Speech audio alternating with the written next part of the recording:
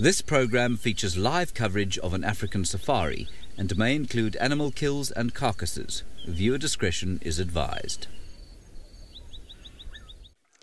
Good morning everybody, and welcome to a very gloomy and slightly rainy morning in South Africa. Now, do excuse the rain roof. We do have that on in case more rain comes, because we did have rain last night. So, first things first, my name is Lauren, and we do have David on camera this morning. We're just trying to show you exactly how gloomy the skies are this morning. So, it is your sunrise safari, and of course, it is interactive. So, as usual, send in your questions, comments, and wonderful comments about my driving, please. And let's see what we have in store today. So last night the rain fell. I was quite surprised. It woke me up and it fell hard for some time. So I don't quite know the actual amount of rainfall. However, I wonder what this will bring this morning. It still feels very dark and there's lots of dark clouds up ahead. So I hope it's not going to rain anymore, but we have got our roof on just in case. So update for those who maybe were not with us yesterday. We did have Hosanna. He was mobile though, so we don't know exactly where he will be this morning. And we did have Tandy and Tlalamba yesterday, and Mr. Tingana was seen on the dam cam. So all these leopards are around, and there was lions roaring on the dam cam as well. So who knows what we are going to find this morning? You are welcome to tell us exactly what you would like to see using the hashtag SafariLive on Twitter, or you can even use that YouTube chat stream. So the problem with this time of morning, that's why the bushwalk are not out yet, is it's still very dark. You can see the sun is just coming up here. Let's see if we can get a view of that. There we go. Excuse the rain roof again. And you can see exactly how cloudy it is, but the sun is definitely starting to rise. But due to the clouds, it might not be so bright. Oh, James would love to see wild dogs. What a request. What a big request for me. Thank you, James. Apparently last night, just as we were doing our droning session, they did actually cross into Djuma from the western side. So we weren't quite able to get there with the drone at that time, but they did cross over. So as you know, wild dogs are highly mobile and very fast animals, but I actually haven't seen them live since my very first drive. So that was obviously a case of beginner's luck. So yes, I would like to see wild dogs today, James, as well. So we will try and see if there is any news of them. This is an extremely bumpy road. There we go.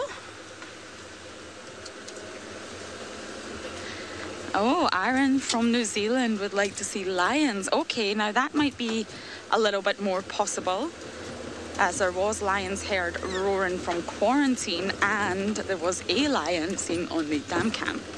So of course lions move a lot throughout the night as well, and they can actually use the weather to their advantage. So if it was quite bad weather last night, the lions could use that to their advantage to hunt the unsuspecting prey. But it's entirely possible, so we will definitely check up on the lions as well. Now, many of you know the Nkahuma Pride that are around here based on Djuma, and it does appear that one of the female members of the Pride is very possibly pregnant. How exciting is that? So we're just passing the Vuatela Dam just now. We're going to go up onto the dam wall and see if we can find anything. It's not so easy to pick up tracks at this time in the morning, especially when it has been raining. Oh, apparently there was a hippo by the dam cam. That's very interesting. I've actually not seen a hippo in this area. Normally the hippos are either at Chitwa Dam or Buffelshoek Dam. I'd quite like to see a hippo here. Now that this dam is incredibly full, it never used to be. So we might still spot that around. Let's see. We are almost there. Oh, I can feel raindrops. I don't know if it's actually coming from our roof or if rain is actually falling. Right, could be coming off the roof because the roof is wet.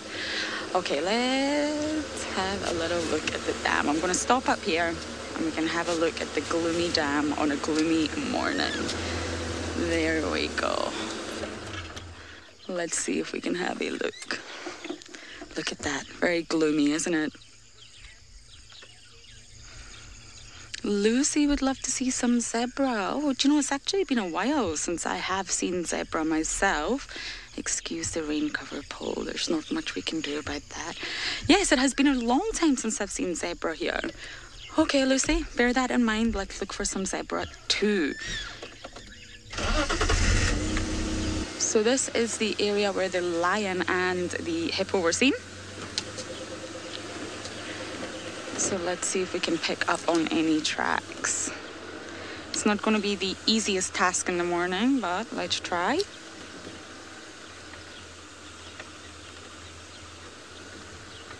And hopefully we can get word if the wild dogs are still around. It was a very leopard day yesterday. I think we saw all the leopards from the morning right through to the afternoon. Oh, huh. Okay, well, we've definitely got very fresh lion tracks. Alrighty.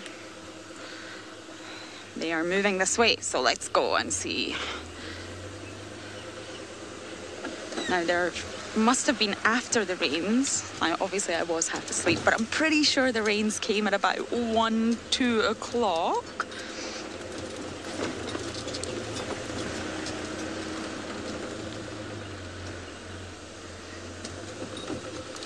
Child of the Universe is asking, could any marine mammals use the bad weather to hunt? Now, Kirsty, correct me if I'm wrong. I think that was the question.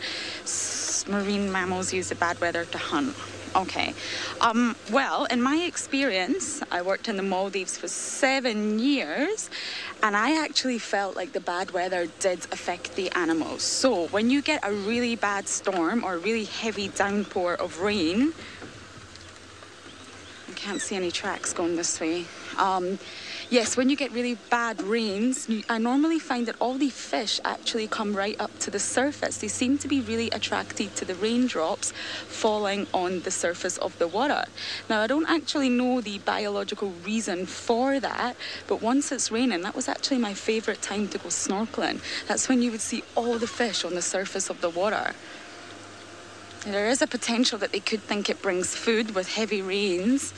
You do actually get a lot of food floating on the surface of the water. So that could be one of the reasons. But as for marine mammals, I really don't think the weather would affect their hunting too much. Now, we did have a discussion on one of the drives about animals being able to sense storms coming and bad weather coming. Now, I absolutely believe land animals can. They can pick up on changes in atmospheric pressure definitely before we can. And we actually discussed whether marine animals could as well. And I don't have any proof of this, so it is a personal opinion. But I really believe the animals underwater can also sense the pressure changes and sort of atmospheric conditions if a storm is coming. Now, that is just my belief. There may be people out there who view it differently. But if a big storm was coming to the Maldives, you would see changes in the marine animals' behaviour. So they definitely knew it was coming. Now, I am a bit of a manta ray fanatic, as many of you might know. They are my ultimate favourite animal in the ocean, in the world, actually. And they are driven solely by weather conditions and seasonal differences. So the mantas will follow the currents, which are brought seasonally, and they absolutely love bad weather. So when there's lots of manta rays, it's normally during a storm, which is just fantastic when you're trying to show people the manta rays. Alrighty, so these lion tracks have disappeared. So I wonder where he went. It looked like a male lion track. You can tell that from the size, which is way bigger than my hand. I don't have the biggest hands in the world anyway. So we'll just drive up this way anyway. This is where Tungana disappeared on us yesterday. So obviously there is a chance Mr. Tungana could still be around. So going back to the leopards, all 4 of them were in very close proximity to one another yesterday. Tungana, Hosanna, Tandi and Tlalamba. they were really not far from one another last night. So we had a lot of leopard activity going on.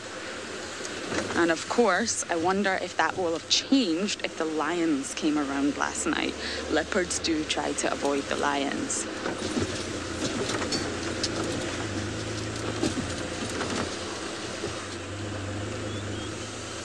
Alrighty, so we're going to keep trying to get back on these tracks of the lions, but for now, let's go up to the Masai Mara and say good morning to David.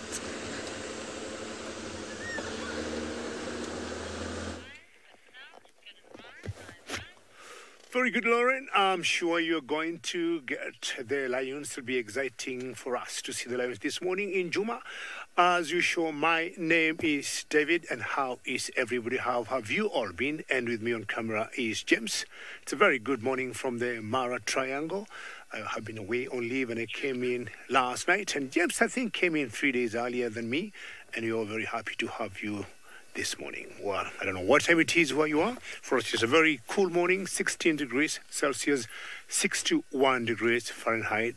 And as Lauren is looking for lions, I will also be looking for the same. The time I've been away, when I went home, I got the news that my favorite pet of lions, the sausages, one of the females got 4 cubs. When I left, she was that big. And I knew it could be, a matter of time before she pops them out. And I think if she did, the time I went, they would be about now maybe 3 weeks going to 4 weeks. I can't wait to see them. And having said that, the best thing for me is just to move, and both me and James will be looking for them. Very good. And Cassie might have missed something there. You might bring it back. Still very dark here, and should we see anything on the way to the sausages, we'll be using the infrared. Right, okay. They said again, from here to the place where the sausages are, we might be bumping into a lot of animals on the way. If you're lucky, we might see other different lions, especially the olololos. Last night, we had a bit of drama in the camp because the olololos, there are 2 males in what we call the olololo, two males that we call the Kicho males, and very close to the camp. They brought down a water buck yesterday morning. So when I came from Nairobi on the way to the camp, just 5 meters from the big road, there was one of the males, I think it was Fang, of the Kicho males, that was devouring a water buck. And I guessed he was together with the half-tail. Well, they haven't left the camp area, and the drama I'm talking about is having a few of our staff, including my big friend, Big James, who said he is not going out to the washroom because when those lions started roaring about, what time was it, James? Was it 8 o'clock, 9 o'clock? Yes, James reminds me, it was about 9 o'clock last night. Those male lions were roaring, as usual, reinforcing their territory or just telling every other male close by, we're in charge here. It was so loud that James thought they were only about 10 meters away from his tent. And he said he is not going to come out of his tent, whatever the case. Well, I told him not to worry. Lions rarely attack human beings unless or until we invade their space. It doesn't normally happen where you hear lions attack a human being or they eat a human being. The females, we think, are not very far from there. And I also want to find out from my friends and colleagues who have been here guiding the last few days where the females are. It's always a very huge pride. About now 16, or rather, with the new cubs that came in, they could be going close to about 20, which still remains one of the largest prides that we have in the Mara Triangle. Well, as I said earlier, it's still very dark here. So anything we see will be, of course, in infrared. And it's always on the road that we catch a few animals on the way. All right, I've hit the M25, the big road. That this will take me to what I've always Sausage Republic. And I can't wait to see those cubs. Isaac told me last night he saw the 4 newest members of the Sausage Pride And there's one particular one that had a concern that had disappeared either for a day or two. But yesterday she resurfaced, which I think was very good news for that one big mother. And sound sweet for that female. And I want to say she has beaten the other two girls there because Limpy got 2 cubs. There's another female that doesn't have a name. I mean, Limpy had 2, now she got 1.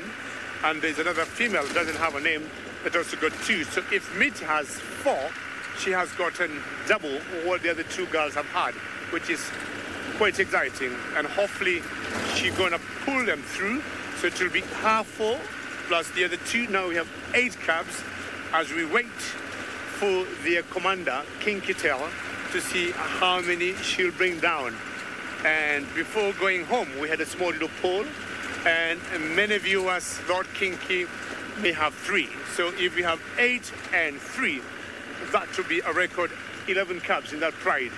Plus the 5 girls, they are 16, plus the 2 males, the Old New Pike, 2 males, 18. That will be coming very close to competing with the other bigger pride that's around here that is called the Olololo. Remember, our drive is always very interactive, so should you have any questions or comments, please send them through #SafariLive on Twitter.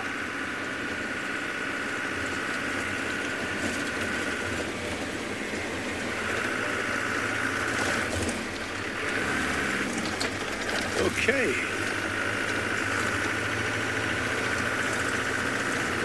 Still have my favorite shuka. Oh, I thought my shuka was gone. It's still right here. Sorry, Casti, I missed you there.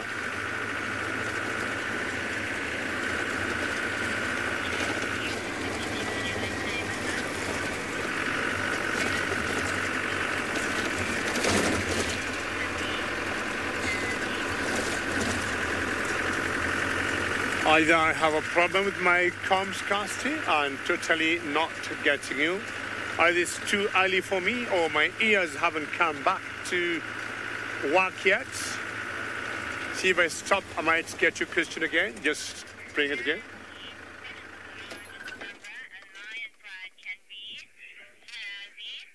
Nazi, something about the Lions, Cubs, or the numbers. Sorry, Casti, and I'm sure now I'll be able to get it.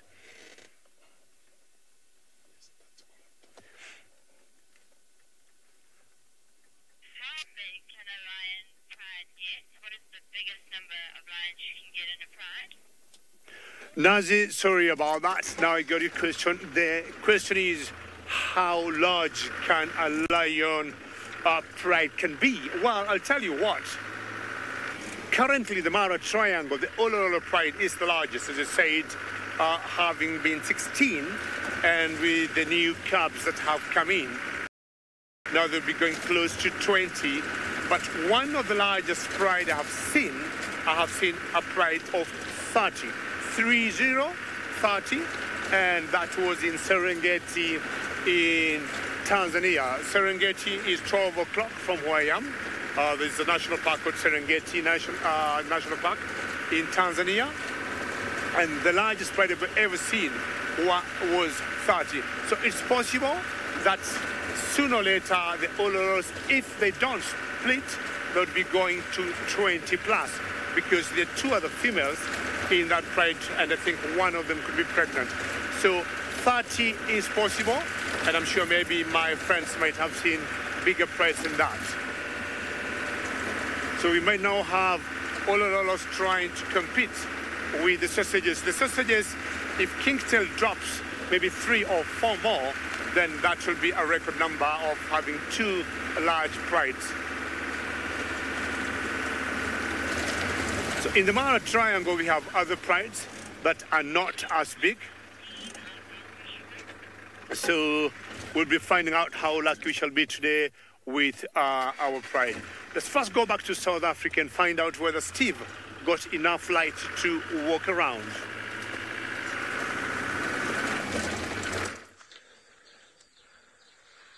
Good morning, everyone. Good morning. My name's Steve. I'm joined by Seb on camera. Look what we got. We got lions on foot straight off the bat. Well done. How awesome is that? We've just come out into quarantine. The light has just started to turn for us. Looks like the Niconico Pride. They haven't seen us yet. They have absolutely no idea that we're here. I think I can see Lauren coming from the other side. 1, 2, 3, 4, 5, 6 lions. 7. Seventh one is looking at us. The rest of them have no idea. So Lauren had some tracks just before. She needs to now come around onto quarantine. I think she's on the right route to maybe intercept them. The impalas on the other side of the clearing here. They've just seen life flash before their eyes and they are running. What a start to the morning. So I was going to say that our plan this morning is to maybe go follow up on Tundi and Talamba, who were seen around a twin treehouse dam last night, but now we have got a lion roadblock. They're just over there. You can see them moving across. There's one just on the left, so just next to the road by the log, that's looking at us. What a way to start, Ravinder indeed, and everybody. I'm going on leave today, and I really wanted to go out with a little bit of a bang. I'm going out to Mozambique with some friends for a week. Yes, certainly, Curse. Why don't we invite some more people on board? Great way to start the day.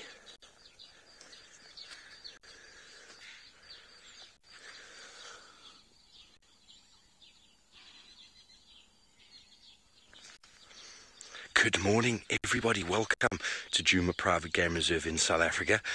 My name is Steve. We've just come out on bushwalk and we've bumped a pride of lions moving across the open area here that's called quarantine. If you do have any questions or comments, please feel free to throw them in on the stream below. How epic is this? Lions straight out of camp. Very exciting. Lions on foot is always quite special. I do quite enjoy getting out, finding tracks and trying to find them.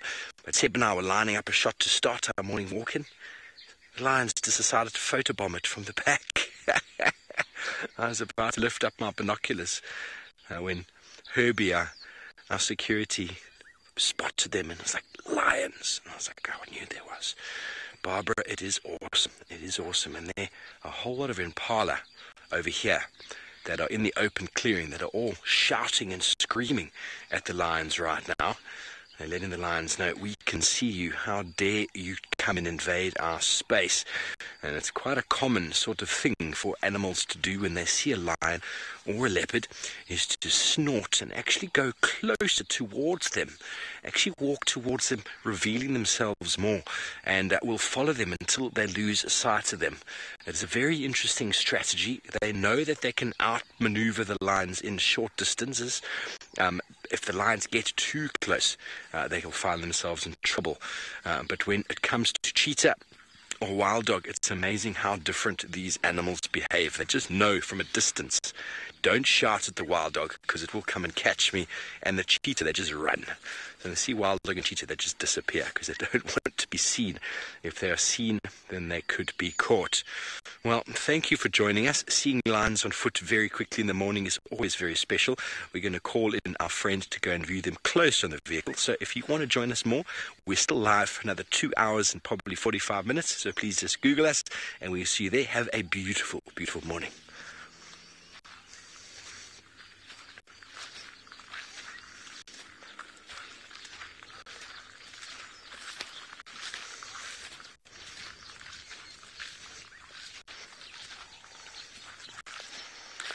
Welcome back, everybody. What a way to start. We're just getting Lauren into the sighting. I think she's going to manage to get there on her own. What a way to start the day. Wow. The impalas are thinking, what is going on here? So, some of you told us that there were lions calling and on the dam cam. I wonder if it was these guys. I know Lauren mentioned earlier she saw tracks of a male lion. Was it one of the Niconico males? We don't know. Let's go to Lauren, who's catching up with the cats just over there. Just leave it. Going to be behind the pole. Yes, we do have the lions.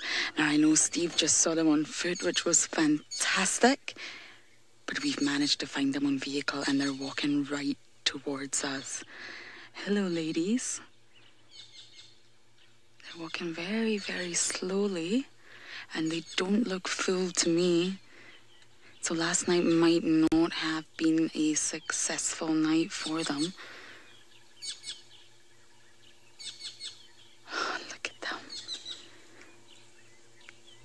They're walking right in front of us right now. Incredible. Good morning, girls. Look at them all sticking together, making sure they're walking as one, as the pride.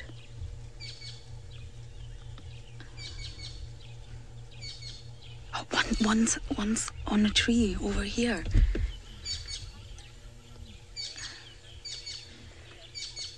Can you see it scratching the tree over there, Debbie? That's nice. Oh, okay, we're just gonna go a little bit forward and see if we can get that lion scratching the tree for you. Oh, just finished. It was stretching up the whole length of the tree and scratching the bark. Wow. I wonder where they are headed this morning so I can count 3, 4, 5, 6, 7, 8, 9. Yep. I'm just double checking my mathematics. I can count 9 of them this morning.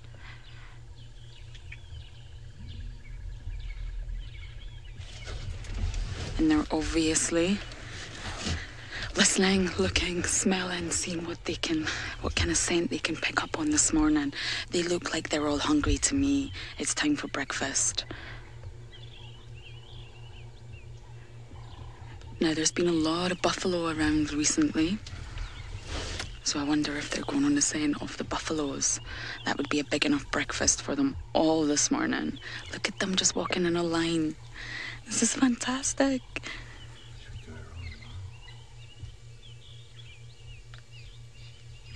Now, they're obviously heading in a southern direction. Lewis is saying they look like they need coffee, and yes, they do. I do as well. So we're just going to move slightly and try and get a better view of them for you.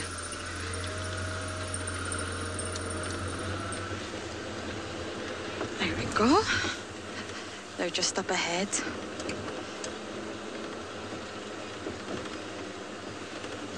I don't know why I always forget to pack my coffee flask, but I do. Every time.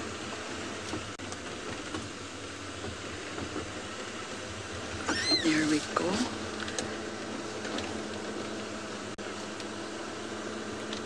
The lioness is scratching the tree again. Excuse the... Oh, every time. Wonder why she's doing that. A nice big stretch, sharpening the claws. Amber's saying, what a way to start the morning. Yes, indeed, it really is. The lion track that we were looking at completely disappeared. And then, of course, spotted the Nkohumas. Now they're very close to, we were going to head to see where Tandy was yesterday. We were en route. And of course, with all these lions around, there is a high potential that the leopards have moved off. Just going to get a little bit closer to them. What a start to a gloomy and rainy morning.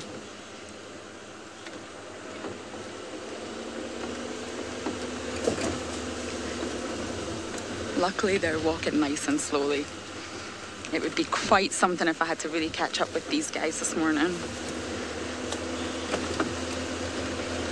They're all just moving together in such a formation. I'm going to try and just get ahead of them.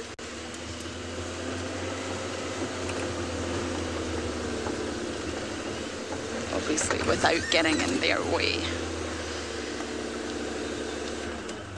There we go. They're just going to walk right in front of the vehicle.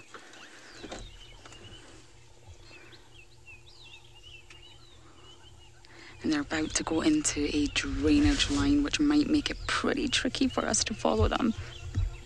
But we, of course, will do our best. They're definitely in need of food. And coffee, of course, Lewis. Double espresso for these guys, I think. Yeah, they're heading right into the drainage line. But we will go round and try and see if we can maybe capture them coming out the drainage. This is such a beautiful sight. You can hear all the different bird calls. The birds are waking up, the sun is up, even though it's cloudy, and the lions are walking across. They all look a bit stiff and slow to me. They've maybe been resting for some time, and they're just getting up.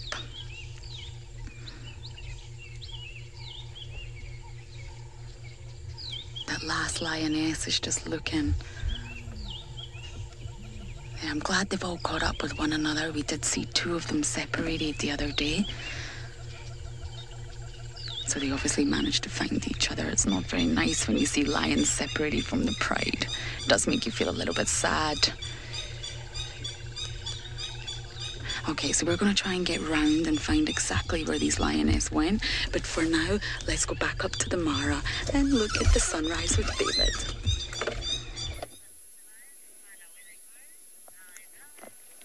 Very good, Lauren. You still got a job to do, and especially if it's the newcomers, will be all very excited because you might have spotted them before here in the Mara Triangle. Now, we got the eastern horizon that I think I have not seen for a couple of days. I would say maybe 10 days since I went home in my village. Where I come from, we got a village that is like in a small little depression or small valley. And it's always difficult to see the sunrise and the sunset. But for me now to see the sunrise here makes me feel back to my thing, which I've always called a golden moment, and that's the eastern horizon.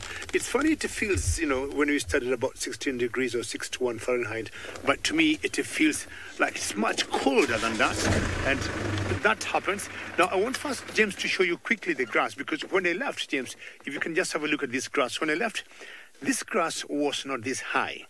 Now this is what we call the red oat grass. Of course, it's a mixture of different grasses. We may not be having the best light, but the tall grass is what sometimes we call the red oat grass or Thymenda triandra. Now, it's very famous because when the wildebeest come, the grass that I'm guessing now to be about 2 feet long, come May, June, towards the end of July, sometimes it goes to 5 feet long. It gets very high. And from a distance, you might think it's a huge farm for cereals, or like, you know, we grow wheat or barley in this area. But this is what makes the wildebeest move from here down to Serengeti National Park in Tanzania, and they come back.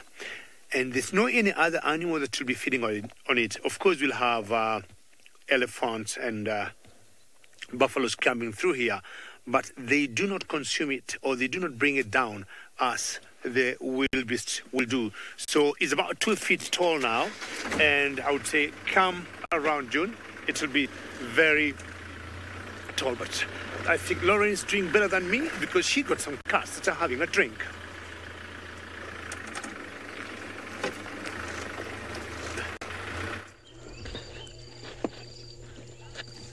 So they came for a drink. We did indeed manage to follow them, and they've came right to this little water hole, and all 5 of them are having a drink.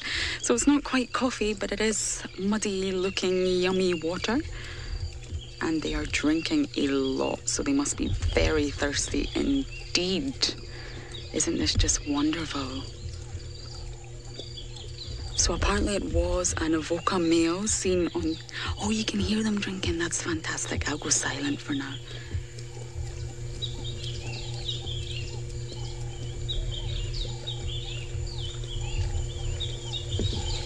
Just one last lioness drinking.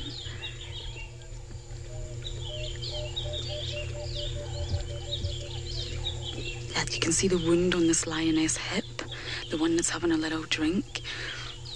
She's got quite a wound on her back. Now, this is a wound that it's an old wound, and it previously has healed, but it seems to have opened a little bit. And this was the lioness that was at the back of the pride previously as well. So I'm wondering if she is in a little bit of pain. She has got a little bit of a stiff walk. It does look like quite a nasty injury.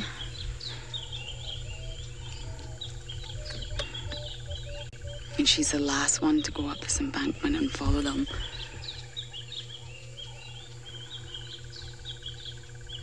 There she goes. She's always watching. She's never far behind the rest of them, and they, of course, always wait for her. And they're just at the top of this little hill here.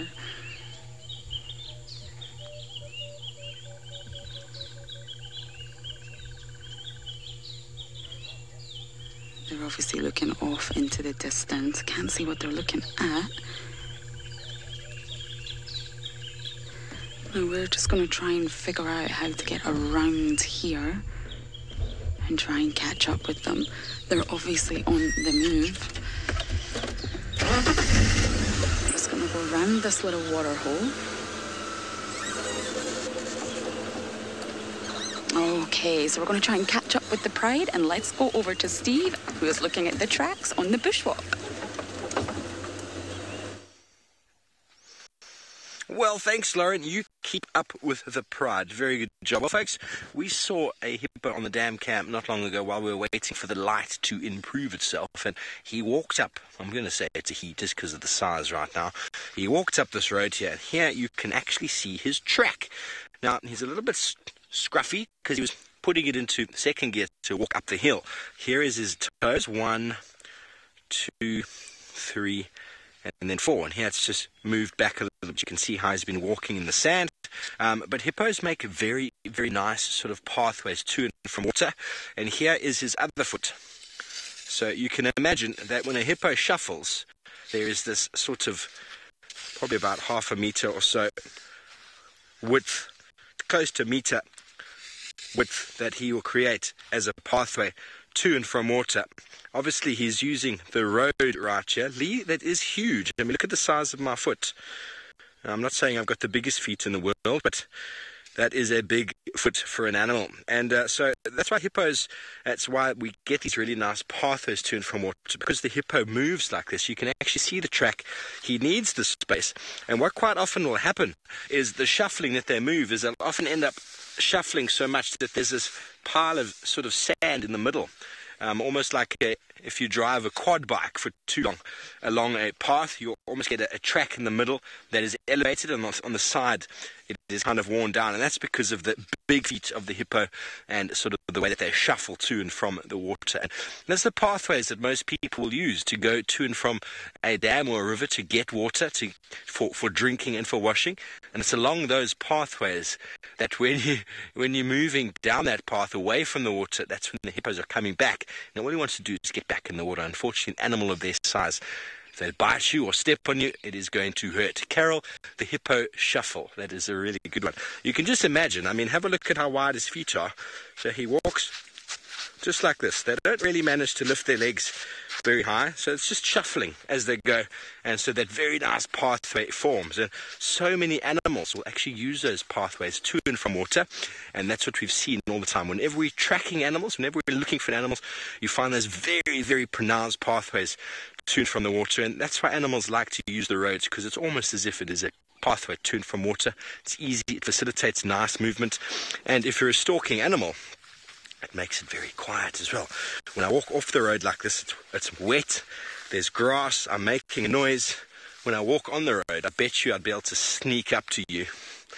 Out here, probably not as well.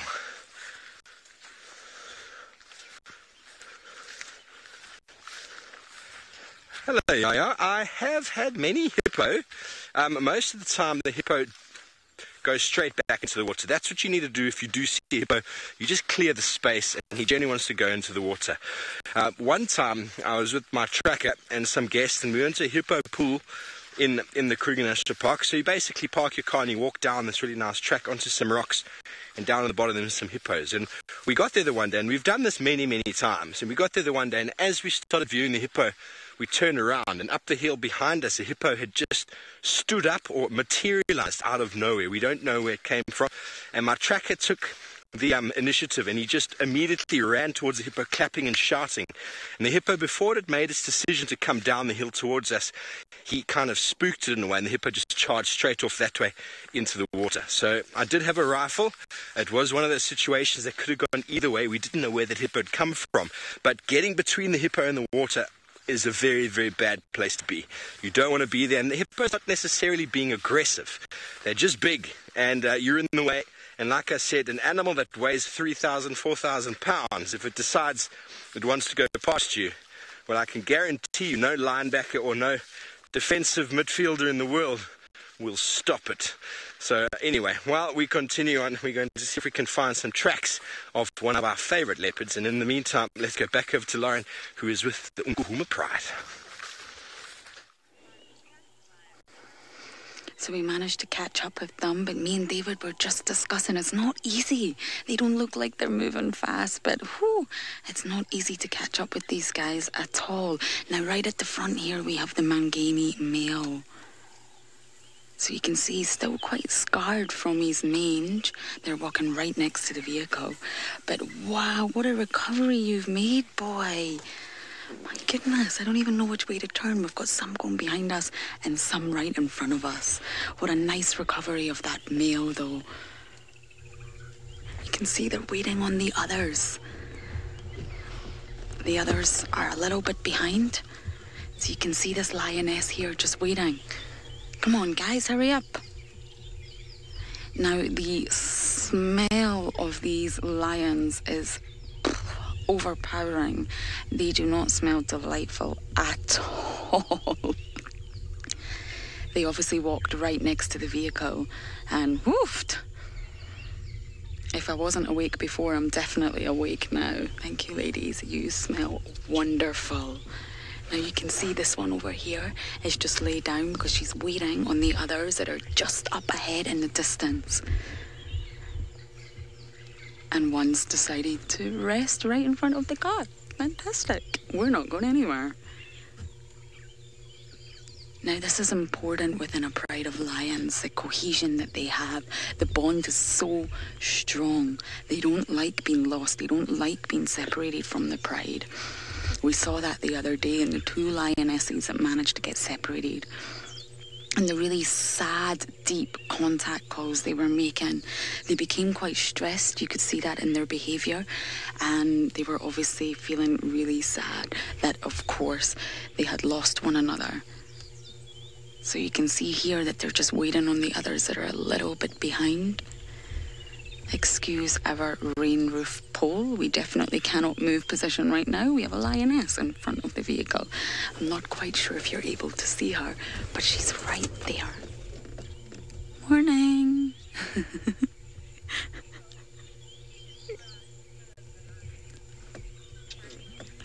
T. Cantrell is asking me to describe the smell of the lion, so I always describe it with colour. This is a really mustardy orange colour. Many of you might not understand what that means, but I have a habit to smell and use colours to describe it. There's the Mangani male here. Let's just take a look at his recovery. The smell was it's a very dirty smell, very putrid. It goes right up your nostrils and right into the top of your head. It is not a pleasant smell at all.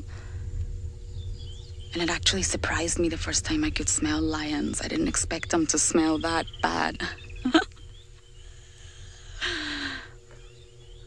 They're really, really trying to tell the others to hurry up. So that's the Mangani male came back for them.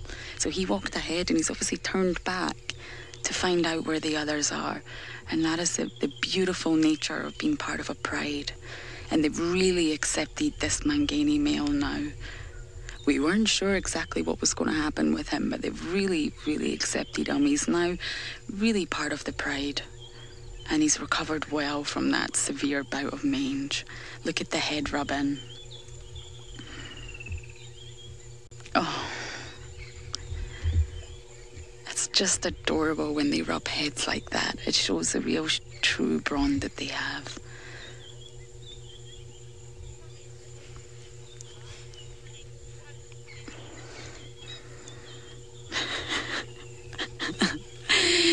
Rosie is saying if I'm smelling colours, maybe I really didn't have my coffee this morning. Yes, I did have a little bit, but I just did not bring enough. I didn't bring my flask. That's the problem.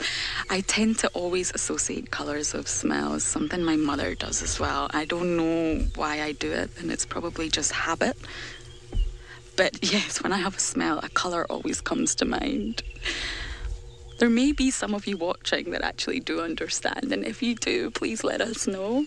There is a name, I believe they call it Synthenesia or something like that. Probably got that wrong. And that's when you associate two senses that don't naturally belong together.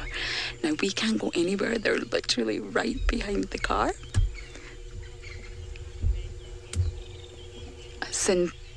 Connie Best has seen it. Yes, it is Synthenesia. Thank you. I knew there was a word somewhere that described what I'm doing. So it's not the most attractive angle we're showing you right now, but as you can see, they are right behind our vehicle. So there's definitely no chance of us moving anywhere at the moment. This is the true traffic. Okay, they're on the move again. Is there any right behind me, David? You're good. Good. Running over a lion first thing in the morning probably is not going to be the best decision in the world. Okay, we're all clear. It's amazing how familiar they are with the vehicles. There's no sense of fear there whatsoever.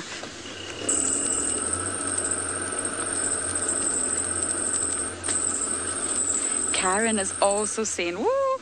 Gonna get a big smack back from the branch. Luckily that was me and not David. Karen was saying she does connect to that too, so thank you. I'm not the only strange one out here. Right, ladies, where did you go?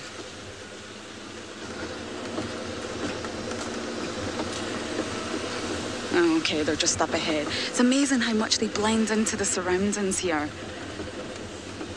Especially when the grass and the vegetation is thick like this.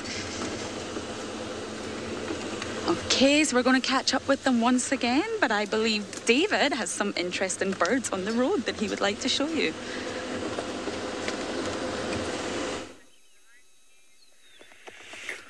Well done, Lauren. I knew you're going to entertain us this morning with the lions, but I haven't gotten to my cats yet because I got these two feathered friends on the road, which initially apparently I thought it was all elephant poo, because we got two birds here that we call that we call the hammercops, and I thought they were all elephant, dung on the road, and not sure they're too cold, because the posture they got is an indication they're very cold, and I thought I was the only one who was feeling cold, but these hammercops are equally cold.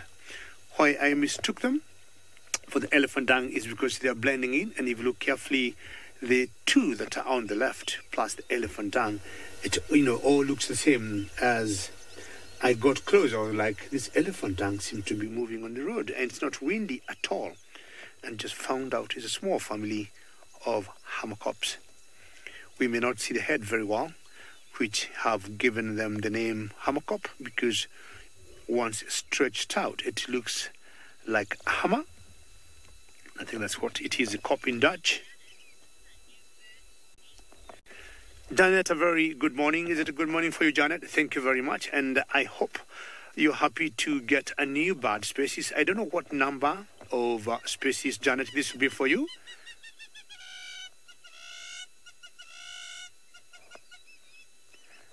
And Janet, you might have been lucky because one of them just made a call. So, Janet, you're very lucky to have a new bird species on your birds list.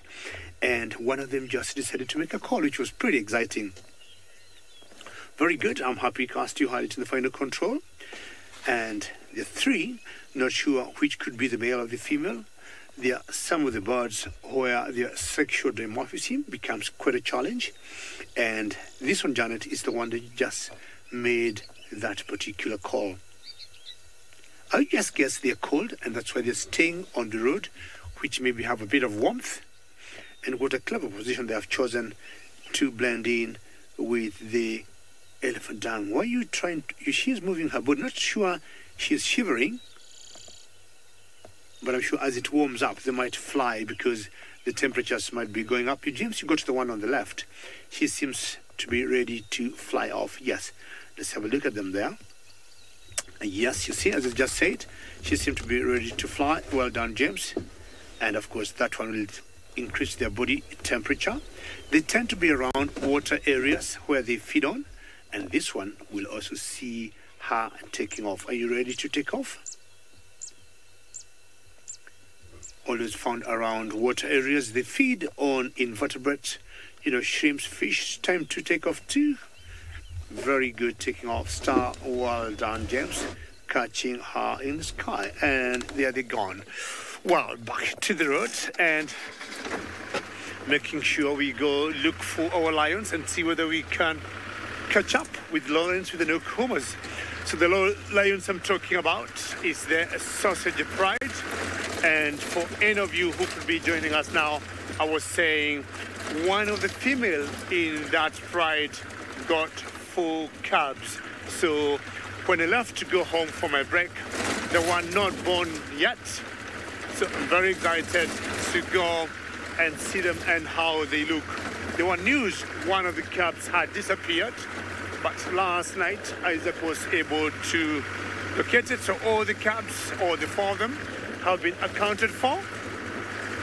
Either way, my biggest news is for me to see them for the first time. I followed that female since she has been pregnant, for the 3 months or so, until I went home. But when I left, as I said earlier, she was that big.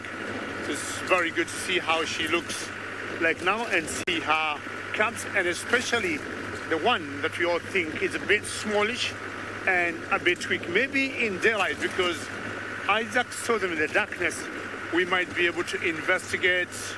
Is she handicapped? Is she having a little issue, or it's just a genetical thing? Or the one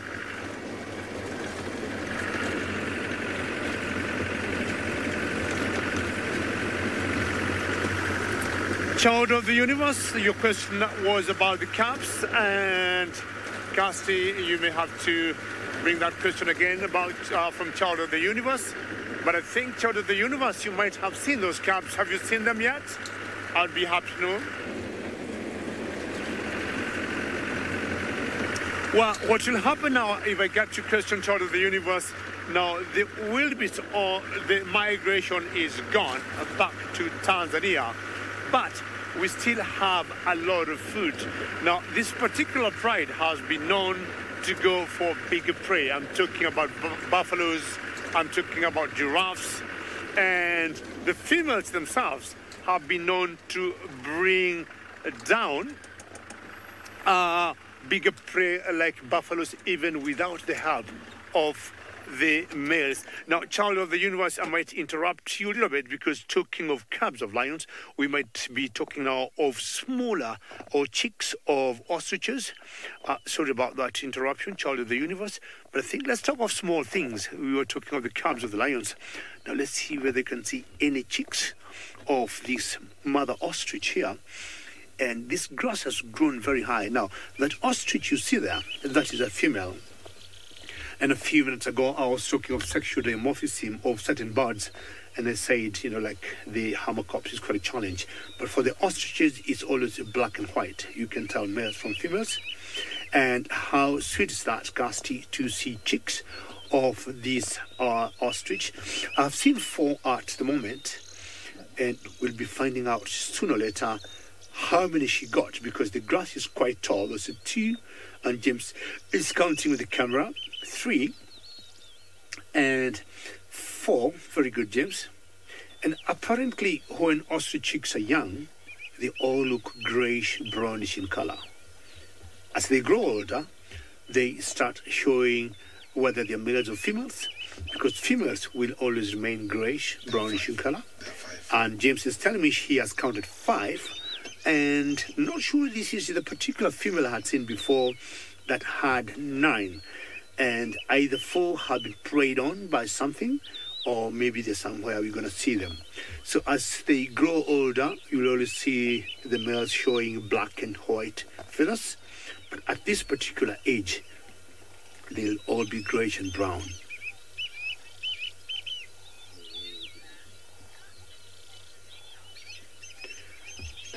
Jezra, how tall are these baby ostriches? From where I am, I'm looking them at about 3 feet tall. I'm looking at about 3 feet tall. And ostriches, when fully grown, they could go up to 5 feet. So that is the mother there, Caesar. And she's very alert because there's certain widow birds from a distance that are very vocal. Because when the grass gets tall, you'll get widow birds having a breeding plumage. And during breeding, they are very vocal. And that's what she was looking at. Now, ostriches will be feeding on seeds from the grass, any fruit they might be getting from small little herbs. That's what they feed on. And occasionally you might also see them picking small little pebbles and sand to help them in their digestion. They got a very small muscular stomach that is called gizzard, and the pebbles and the sand they pick from the ground will always aid them in digestion. But at the moment, I think these chicks are just too young, and what they could be looking for are either small little seeds or fruit, and sometimes small leaves from the grass. Sarah, you said this is very special. Yes, it's very special too.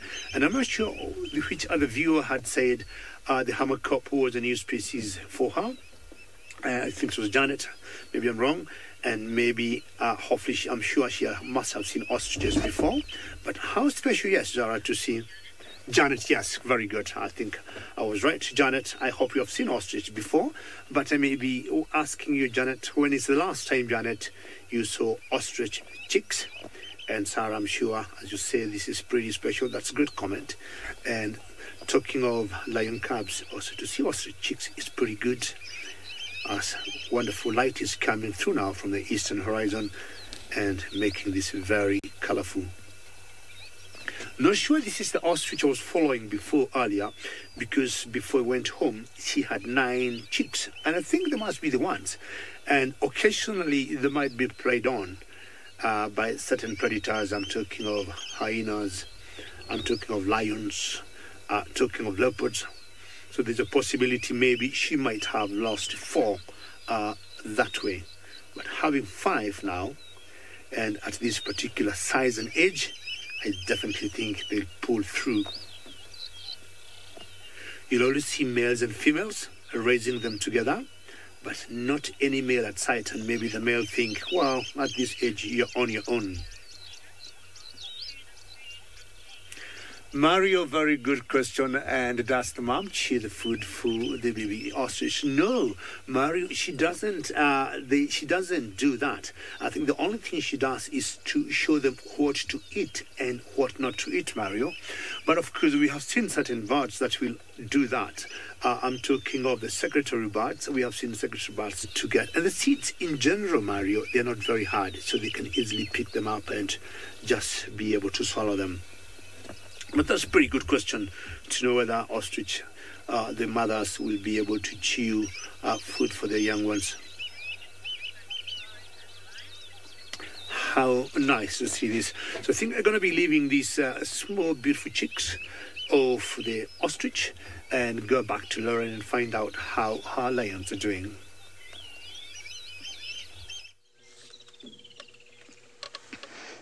So we're still managing to keep up with our Nkahuma bride here. They've just stopped to drink out a puddle, which is adorable, and they've been engaging in a lot of play. We keep trying to capture it for you, but it's just little bouts of play. They're obviously feeling very awake now. Their energy's up. Most likely they are going to probably hunt something soon. And this play... Oh, here we go. Those two in the back are playing. Look at that. Some wrestling for the morning. I think it's the same two that have just been playing with each other non-stop. And one actually hid behind a little bush and pounced out on the other one. It's just lovely to see lions engaging like this. Now they're walking right towards us again.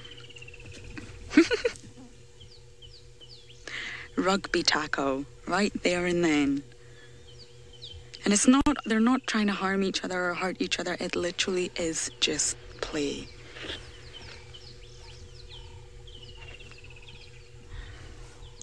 Now that one's going to walk right in front of us.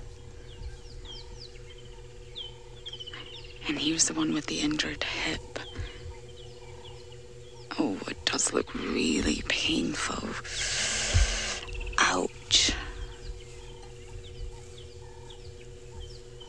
Oh, yeah, I just got a good look into that wound. It is quite large. It's about the size of the palm of my hand, and it's very open. It looks very clean though. So there's a good chance it could still heal. But ouch. I'm going to hold my nose as these ladies walk past, and gentlemen.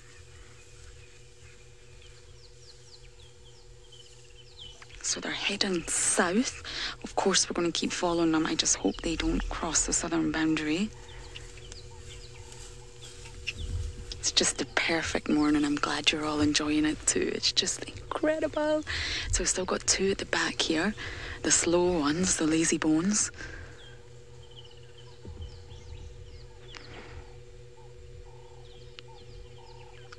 Look at their huge paws. Wow, getting a swat from one of those paws would definitely be painful.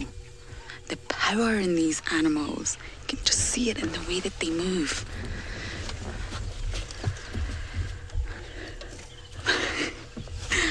Yes, lion paws as murder weapons, indeed, I guess they are, but just the sheer power, the way they walk with their paws is just incredible.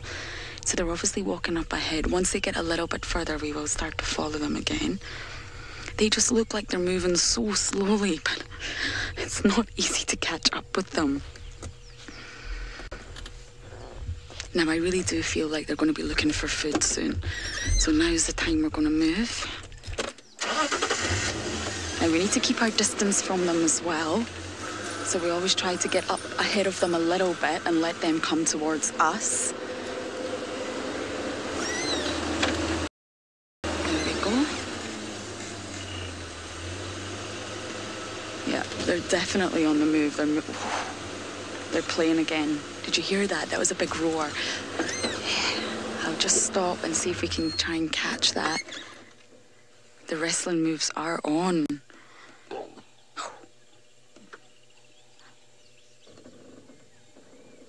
Again, it's still just play though.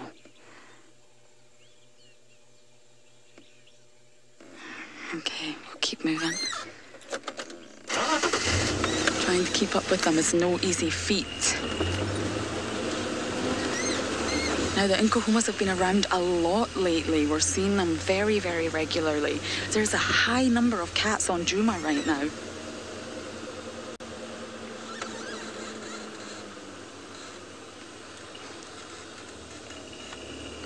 Crafty's saying about am I not scared the lions will pounce on me as they walk past? I've actually been asked that quite a lot. Now, when the lions stare at you the way that they do, it does kind of feel like they're staring right into your soul. You do kind of get that gulp, the same kind of feeling I get when the sharks go past and they look into my eyes as well. So obviously they have completely different eyes, but you just get this feeling of sheer, not fear, I definitely wouldn't say fear, but you just become very overwhelmed that you have this amazing, powerful predator walking right next by you or even swimming close by you and just staring at you in the eyes. But these lions will never pounce on us. We've got one lady doing the toilet here. These lions tend to see the vehicles as a whole, and they're familiar with the vehicles. They spend a lot of time with the vehicles around. I'm just going to move forward while this lovely lioness is doing her morning toilet routine. Now, she's obviously the last one, so we'll just let her catch up with the pride. So yes, I never fear that they're going to pounce on us on the car. But I do get that feeling of, wow, I'm in the presence of a huge predator here. Okay. Alrighty. Woo! That's a lovely fresh smell from that lioness. Oh, wow. But now let's go across to Steve on the bushwalk.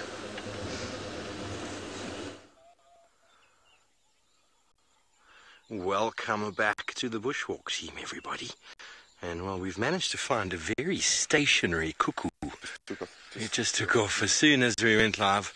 of course, it looked to me to be the African cuckoo, but it was hard to say. I was really straining with my binoculars, but really nice to see cuckoos normally just flapping around.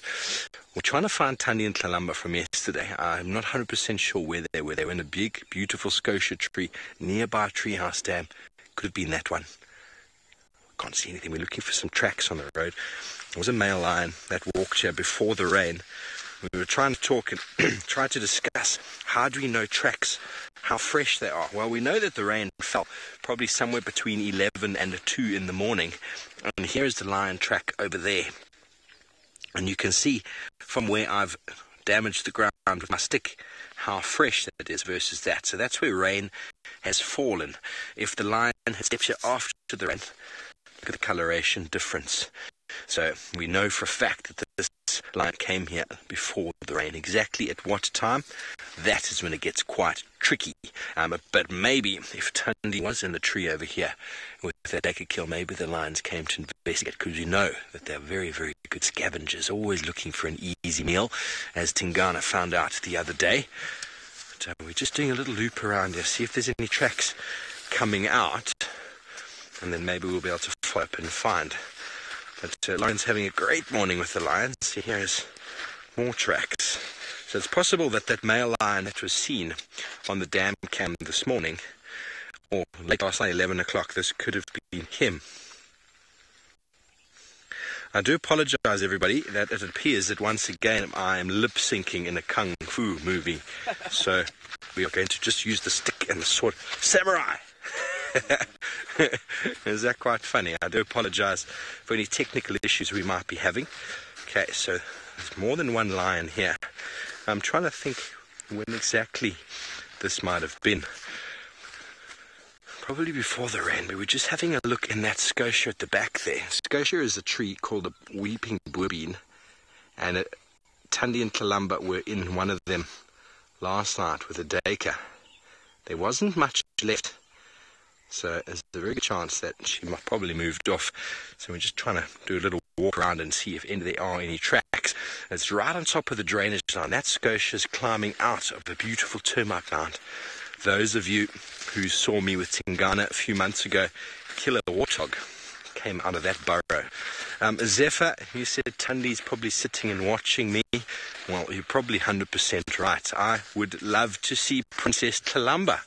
I am gutted I haven't seen her. Obviously, I watched the show last night. I saw her on screen, but I haven't seen her again since July. So I'm definitely missing my fill of Tlalamba, because January through to about March, April, May, about there, I pretty much saw her every day. And I would love to see how she's grown. There's just something about seeing them in person, to see the difference in the growth is always very special. But like I said, we're just going to do a little loop around, see if there's any tracks coming out. We don't want to just go barging into that thicket there, because it is quite thick, and you never know what you could bump into. There could be lions or leopards or buffalo. Let's go back over to Lauren, who is with some lions.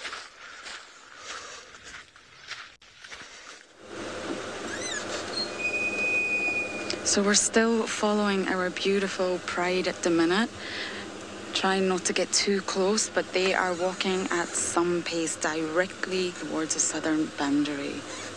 So they're probably hoping to try and get a sign of some, most likely buffalo, maybe some antelope, where they can have their breakfast. So they're not easy to keep up with. They're not being their usual flat cat self today. Roads. Now that's a benefit for us in so many ways, in the fact that we can obviously see them much easier, and of course we can track them. Once they go off into the thicket, it becomes almost impossible to track them. So luckily a lot of animals like to walk along the roads, including cats and even elephants. Now, they say that it's much energetically easier for them, because if you imagine walking through, well, I don't know why I'm doing this, that's not how lions walk, through the thicket and through the bushes, it's much more difficult, and of course it's been raining, so all the grass, the bushes, they'll be wet, so they're going to end up getting a lot of moisture on them, and of course they say that the roads are warmer, they retain more heat, which is more pleasant for the lions to walk across on a morning like this. So luckily for us, that is exactly what they're doing.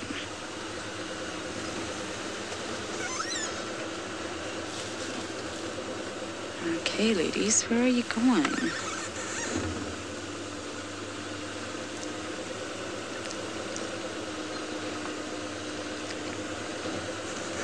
Yes, we did have a comment. I think Marva said that there is some Nkuhumas missing, and indeed there is. So they're walking towards the termite mound now. So the ridge nose Nkuhuma and another one is missing.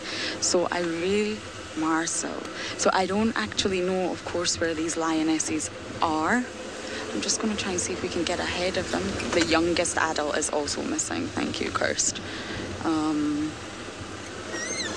Now, they're obviously not calling out for them. I'm just trying to keep my eye to see exactly where they're going to come out here. But yes, there is 2 missing. We've obviously only counted 9 of them together at the minute, including that Mangani meal. So we're just going to stop here and hopefully they pop back out of the thicket back onto the road in front of us.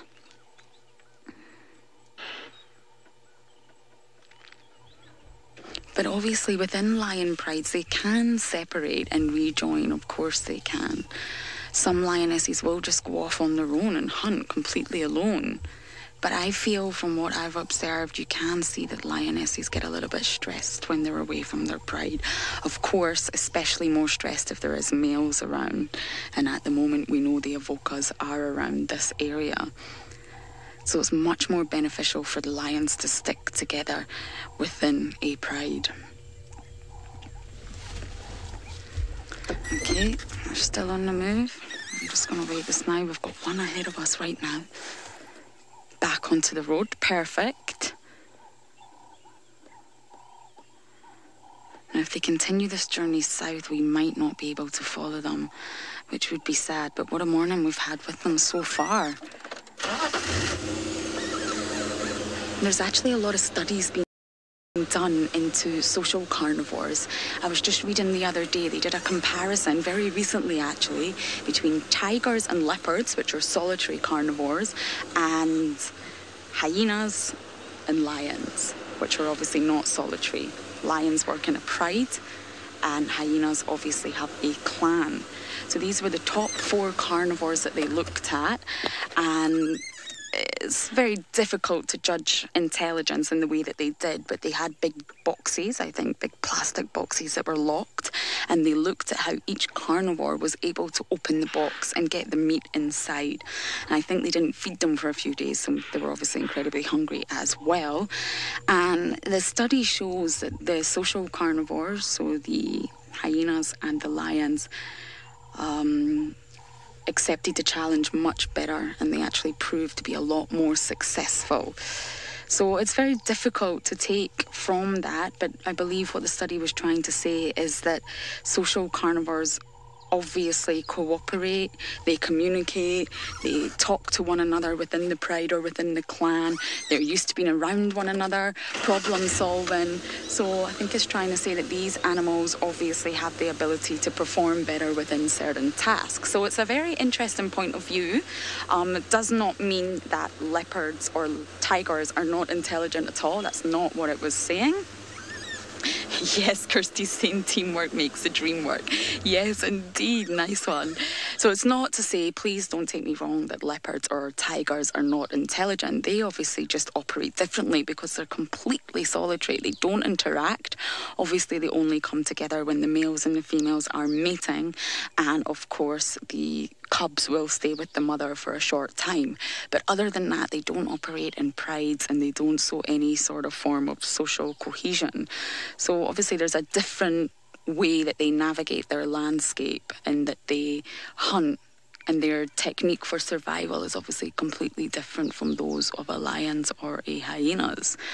So it's a very interesting aspect to look at, how the social form of an animal, especially a top carnivore like this, would indeed affect how they perform certain tasks. And they're all looking at something straight ahead. They've got some on the left-hand side as well, and they're all looking in the same direction. I wonder if they've spotted something.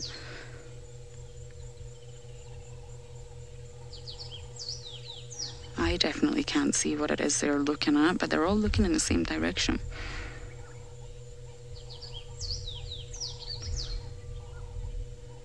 What are you looking at, ladies?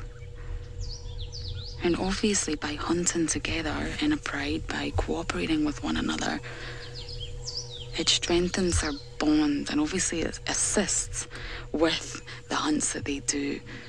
So taking down an animal like a buffalo or even a giraffe, which has been seen on numerous occasions, a sole lion could not do that alone. So with the help of one another, they can at least manage that task. Okay, they're still moving forward. Let's try and see if we can get a little bit closer to them. We've got some on the other side as well, so they're a little bit split. So we're just going to try and keep up with these ones that are on the road.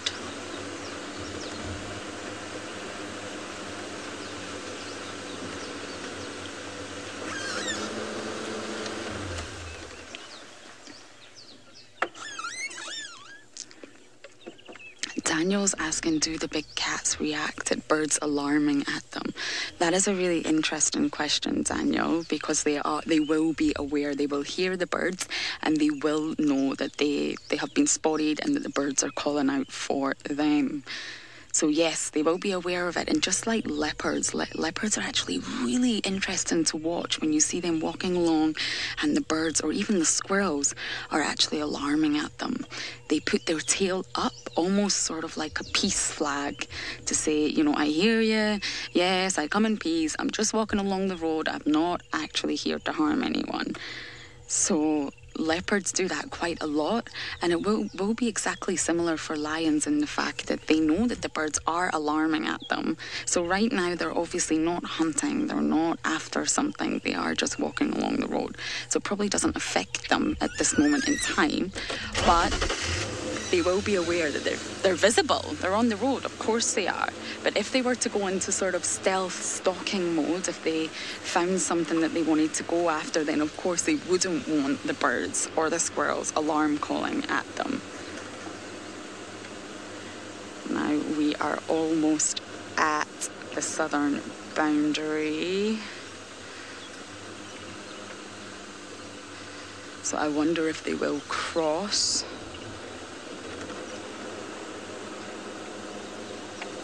Okay, just going to stop here and watch them walk for a little bit. There's always a straggler, there's always one at the back that's walking much slower than the others. Maybe feeling a little bit extra lazy today.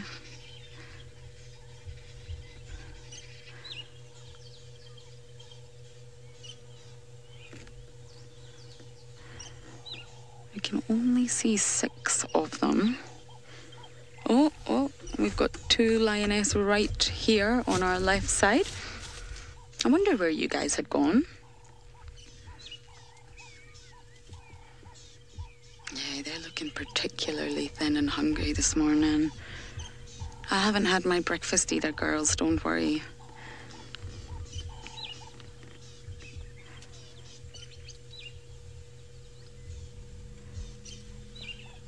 So you can see they're always following. Yes, I do think they're on a hunt for sure. They just haven't spotted anything yet.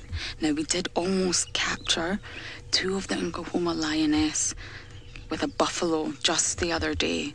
And yes, that was the same day that I hit the tree, the famous moment that I'm never going to live down. But the buffalo did manage to escape. And this is how these 2 lioness managed to get separated from the rest of the pride. I don't quite know what happened. I don't know why only 2 of them went for the buffalo. Because normally, especially with the Niconicos, they do tend to work together. So again, let's keep edging forward and seeing where they go.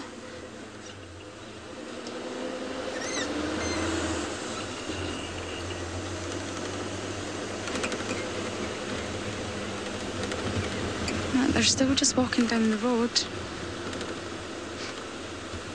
giving us lovely scents as we go. We'll just stop here as we don't want to block the straggler. We've got one just over here. And we don't want to block her path for getting back to the rest of the pride.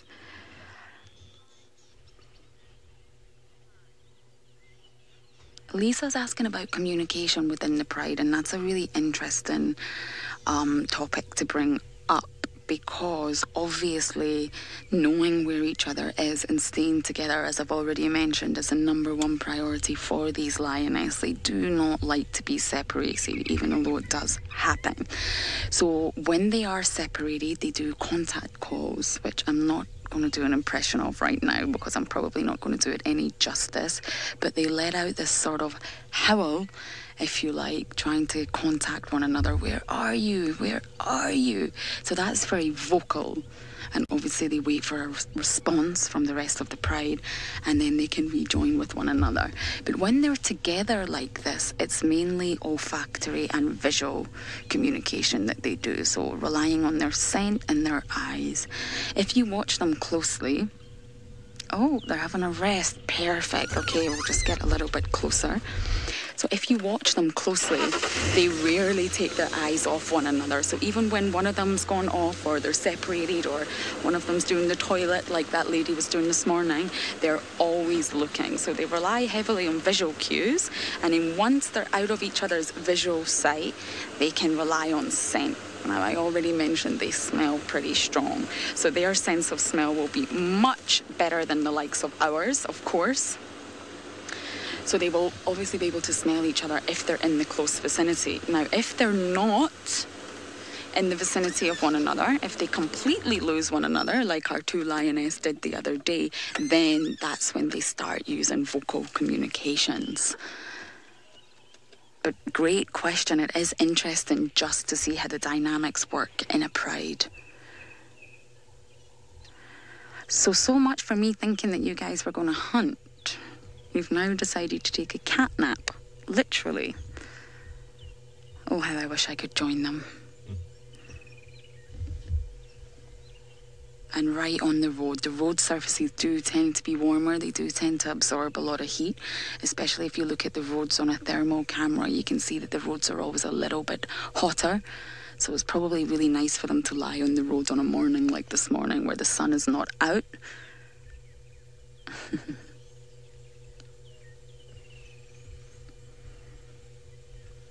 So I can only count 7 at the minute. But the other 2 could actually be further up ahead.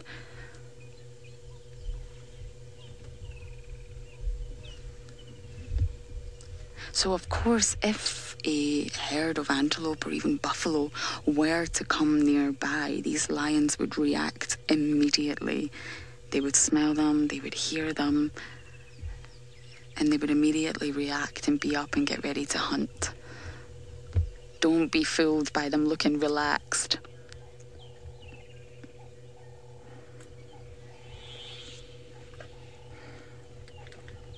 As I say many times, this is a biscuit tin effect. My dog does the same thing. You'll think she's completely in the deepest sleep, snoring. But the minute you open that biscuit tin, she is up.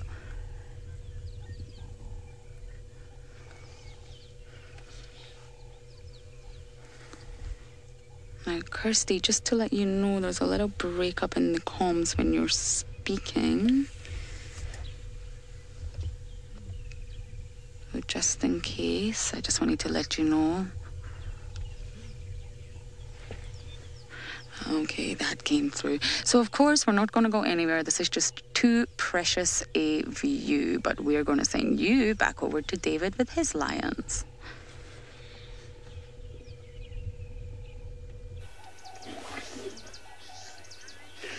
Yes, Lauren, don't go anywhere. Stay right there. And I do not know what you're talking about when you're counting 7 pumas. Where are the other 4? The last year, remember, when I saw them, they used, or there were 11. And I'm sure you'll be able to be telling us where the other 4 are. And you might be wondering whether we are showing you grass and there's nothing on, in that grass. But if you look carefully, in the very middle of the screen, there's a dark part there, and that is not grass, but that is a male lion. And the dark part you see, and that is the male. Very good. Did you hear me? Thank you very much. Oops, 2 boys. And I think there must be a car that might have spooked them in the background there. But those are 2 male lions. And these are members of the Oldonyo Pike Coalition. And I'm saying at the moment I'm in the Sausage Republic. Sorry, there's a car that's coming pretty close there. And because the grass is quite high, that's why maybe that car is coming pretty close. I'm not sure whether that's very good to come that close. So what I will do, these 2 lions are on the other side of the lager, and my apologies about that car. Hopefully he's going to get out of the frame. We don't want to view his car. What we want to see are just the lions. Thank you very much, Mr. Gentleman there.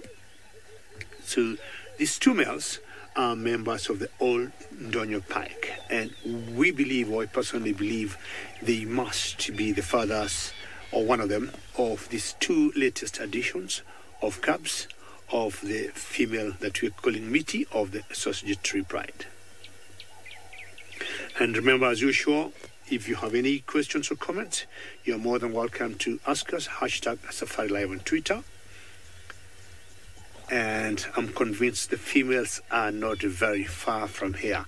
They may definitely staying very close to the female because of the young cubs in the pride, so they would want to take care of them. We think that in this particular lager where James is showing you, and most likely because it's still very cold or chilly for the cubs, the mother could be holding them in right there. So that lager there that James is showing you on the camera, that's where I guess the female, especially Mitty, which have the youngest cubs, could be keeping them warm. So what I want to do is to go around this lager, because chances are those females could be on the other side of it. So we're going to do one huge loop round that side, and of course get close to those males, and also might help me spot the females.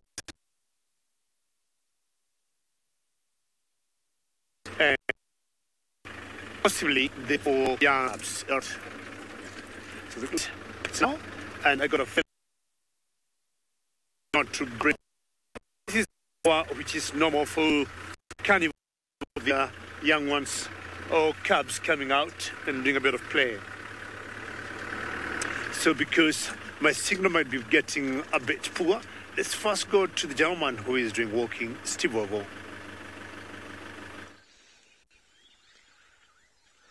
Good morning, everybody. Welcome to a very dewy and moist Juma, where we have started to just have a look at a beautiful buffalo thorn.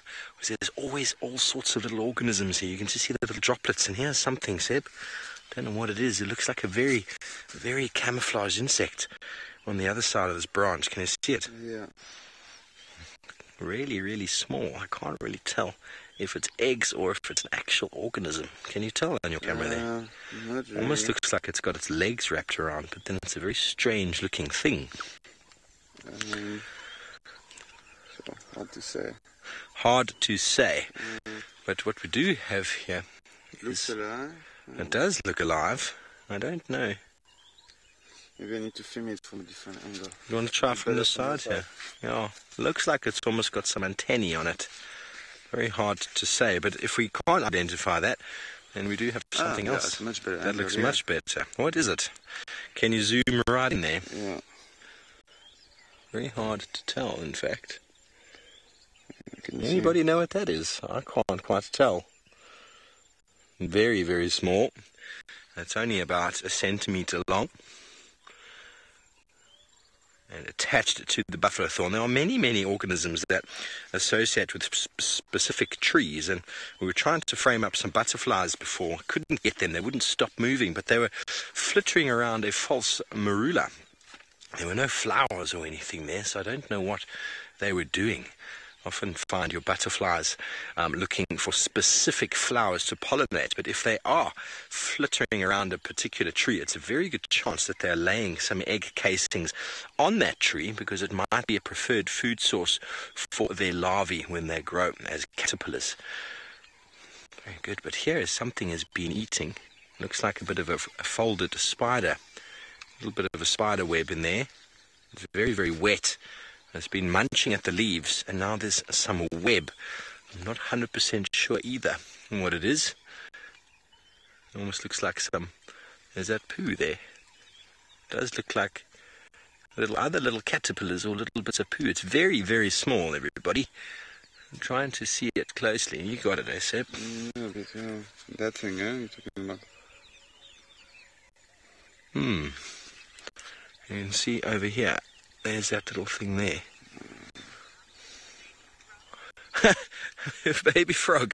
I don't know. This one that we're looking at now, I can't actually tell. It looks like it's some form of caterpillar that has attached itself there, and there is poo. But it's very hard. I don't think it's a frog, though. That's for sure. But anyway, we do need a magnifying glass. I really can't make out what's going on there, but I think it is indeed from a caterpillar. There's all the dung that is just stuck. Normally you find them falling down on the ground. Obviously, caterpillars feed on the plants. They eat lots of the organ. It did look like dried up. Someone said a dried up caterpillar, this other thing. It does indeed look like it. And be drowned in the rain.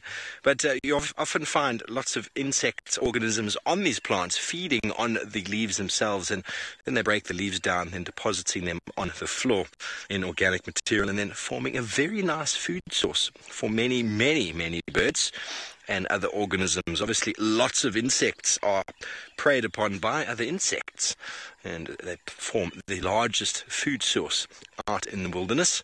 Obviously, plants are a lot larger, but there are many, many more species of insect out in the world, making up more than 70% of the species in the world. And, well, we don't really know much about them at all. I'm trying to get more and more in depth into the insect world. The tracks and signs that they leave really are very, very special. But here we are, folks, in the heart of Djuma. This is Chelapan. Tanya and Kalamba were left up the road in a scotia tree, or weeping boobeen, that we managed to find, thanks to James. He gave me a little bit of info. But there were no signs of them there. It's possible that they moved off before the rains, because it's quite tricky to identify tracks, especially from a female leopard when there's been a lot of rain, because it just gets washed away. But indeed, Kirsty's commenting on how much water there is in this pan. Very, very nice to see how full it is. And this is a naturally fed pan from rainfall, and a very, very good indication of a little bit more rain that we had last night. Lauren said we had some rain. We don't have any measuring for it. I'm sure Djuma probably does, but it's definitely filled up a little bit more from yesterday. So it's very nice to see. And the currency of life, everybody, is water. And often we will find animals sitting around here. We had Tingana not long ago. Hosana was sitting right there not so long ago. Chelapan, the heart of Djuma.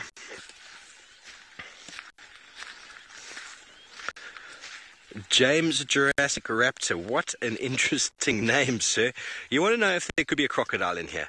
Well, James Jurassic Raptor, there could be a crocodile anywhere within 25 miles of a crocodile-infested river or dam. They can walk, they can move, so you always need to be careful. I don't think there is one in here, but there's nothing to stop it from being in here. There was a hippo at Voitela Dam this morning. He walked a very long way. If we found crocodile tracks here, well then, you'd probably see them. You'd probably see the tracks, but it's probably unlikely that there's one in here. But there's nothing stopping them from doing so. Hoedspruit and the surrounding areas, every now and again, a crocodile ends up in somebody's pool. And the reason people notice that is because their dogs suddenly go very quiet. So you don't want a crocodile in your pool, because not only will they eat your children, potentially they will also eat your pets. So there's always a potential for there to be a crocodile in water. But if, for example, you needed to get water from a river or from a pan or from a dam, and you weren't sure about crocodiles, and you wanted to be careful, and you needed the water, the best thing to do is when you walk down to the water's edge, you then veer off 10 meters left or right of where you are walking down. Because the crocodile, if there is a crocodile in water, they'll often, in the water, look with one eye, and then look with the other eye, and then sort of triangulate your exact sort of position, or the animal's position, to where the water is going to be. So they'll look from a distance, and they'll know, okay, cool, this is exactly the spot that animal is going to come, and then they'll come and sit under the water just over here. This is a bit shallow, but they'll sit very, very close to where they perceive the approach to come from, and then one animal is drinking, or we are washing our hands, or doing whatever, the very, very lightning quick speed of that crocodile go and snatch you. So if you do come down to the water, as a safety precaution, just go left or right of your intended spot, and do it very quickly, and then leave. Don't dawdle. Don't go, aha, fooled the crocodile. It's one animal that I will never understand. It's one animal that many of my trackers that I've had in the past don't like to see, because they just don't understand a crocodile. You see lots of people that play with crocodiles, they have crocodile farms, whatever. These really silly people that like put their heads and arms inside crocodiles for some really crazy reason, and then every now and again the crocodile just goes, boom, rolls, and well, there goes your arm. And the guy's probably done it 100 times, 200 times, and it never happened. So why I did it that time, who knows? But don't be putting your head or arms in crocodiles, folks. It's just really not worth it. Well, another interesting way to go would be to keep your arms or legs to a lion. Don't do that either. And let's go to Lauren and see her opinion on the Nkuhumas this morning.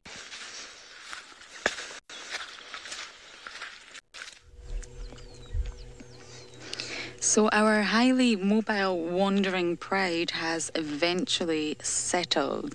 Now they're scattered, actually. There's groups of two or three scattered all around, but we do have a lovely view here of this pretty lioness just snuggling into the bush. It doesn't look entirely comfortable where I am standing, or sitting even, but it's obviously very comfortable to her. Look at that face of pure comfort. So luckily they've settled just a little bit off the southern boundary, so we can still stay with them for now.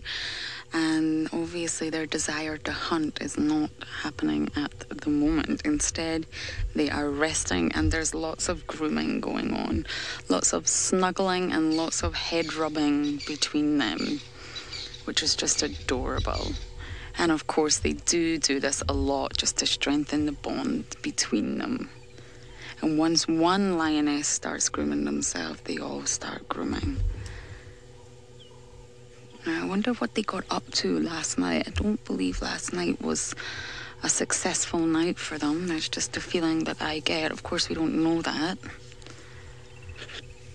But I don't feel like they made a kill last night. I wonder if it was affected by the weather. Their prey species tend to behave differently, like antelope and buffalo behave a little bit differently when the weather gets really, really bad. So this lioness has obviously got camera shy all of a sudden. So we're just going to go a little bit forward. I can see some wonderful yoga grooming going on up ahead. I wish I was that flexible. Oh, here we go. We can now see them all. Unfortunately, the yoga class has stopped. We interrupted it. But we've got 3 here and more of them just up ahead. There we go, right behind that log. You could easily drive past them and not spot them. They blend in really well just behind that log. And now that they've gone flat and got their back to us, now it's not, we can barely see them.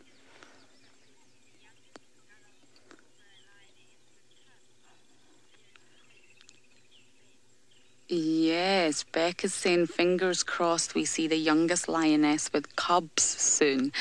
Absolutely, there is lots of talk that she might be pregnant, and we really hope to have little lion cubs running around soon. and leopard cubs. So it's all speculation at the moment, but we really hope within the next few months, both lions and leopards tend to be pregnant for about 3.5 months, approximately 100 to 110 days. They're walking right in front of us right now. So it's a very short gestation period.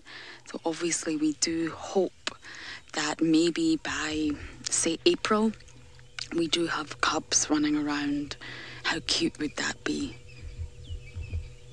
Now, of course, as you probably know, it's such a short gestation period because it would be such a hindrance for the females to be pregnant. Now, of course, she will be swollen and her belly will be very heavy with the cubs, and it will hinder her ability to hunt. So it's not really easy for a lioness to be pregnant and to continue on. So they have such a short gestation period, and that means that the cubs are, of course, born what we call altricial, which means they're blind and completely helpless. So the mother will keep them hidden in a den site, which will hopefully be on Juma, for about 6 weeks, protecting the cub in the den. And then, of course, the cubs will start being introduced to the other pride members and being introduced to meat and all sorts of things. So it takes a lot to look after these little cubs. And when you do a direct comparison to their prey species, so let's just say any species of antelope, for example, they have a much longer gestation period. So they're young, which normally there's only one of them, will be born precocial, which means fully developed. They won't be blind and helpless like the lion cubs. And this is for the exact reason that they need to just, once they're born, they need to get up and go. They need to be able to run to keep up with the herds. And of course, they need the ability to run and escape predators. So it's the complete opposite from lions and their prey, or all cats and their prey. They are young, are born very differently. And even the little impala lambs that we saw, or we still see, the minute they were born, they were able to stand very soon from birth. And then, of course, they're able to run and keep up with the mothers and the rest of their herd. It's quite amazing, especially when you think of human babies and helpless they are when they are born. So, yes, we really, really, really hope there's little cubs around here soon. And with rumours speculating that Tandy, the leopard, could also be pregnant, there may be lion cubs and leopard cubs around at a similar time. They just keep getting up every so often and moving into a better bush. And we have been joined by another vehicle, so please excuse if you do hear voices or noise. We are no longer alone with the Inkahumas.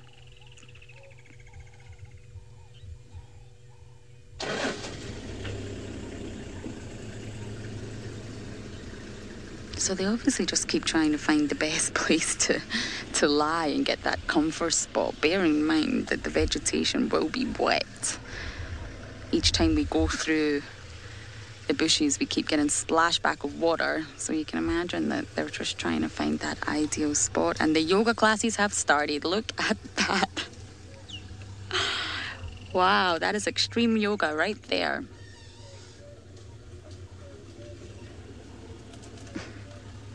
I'm very jealous right now, but of course it's just grooming. But it just shows you how flexible they are. They're able to get their legs right over and get into those tricky spots to keep clean.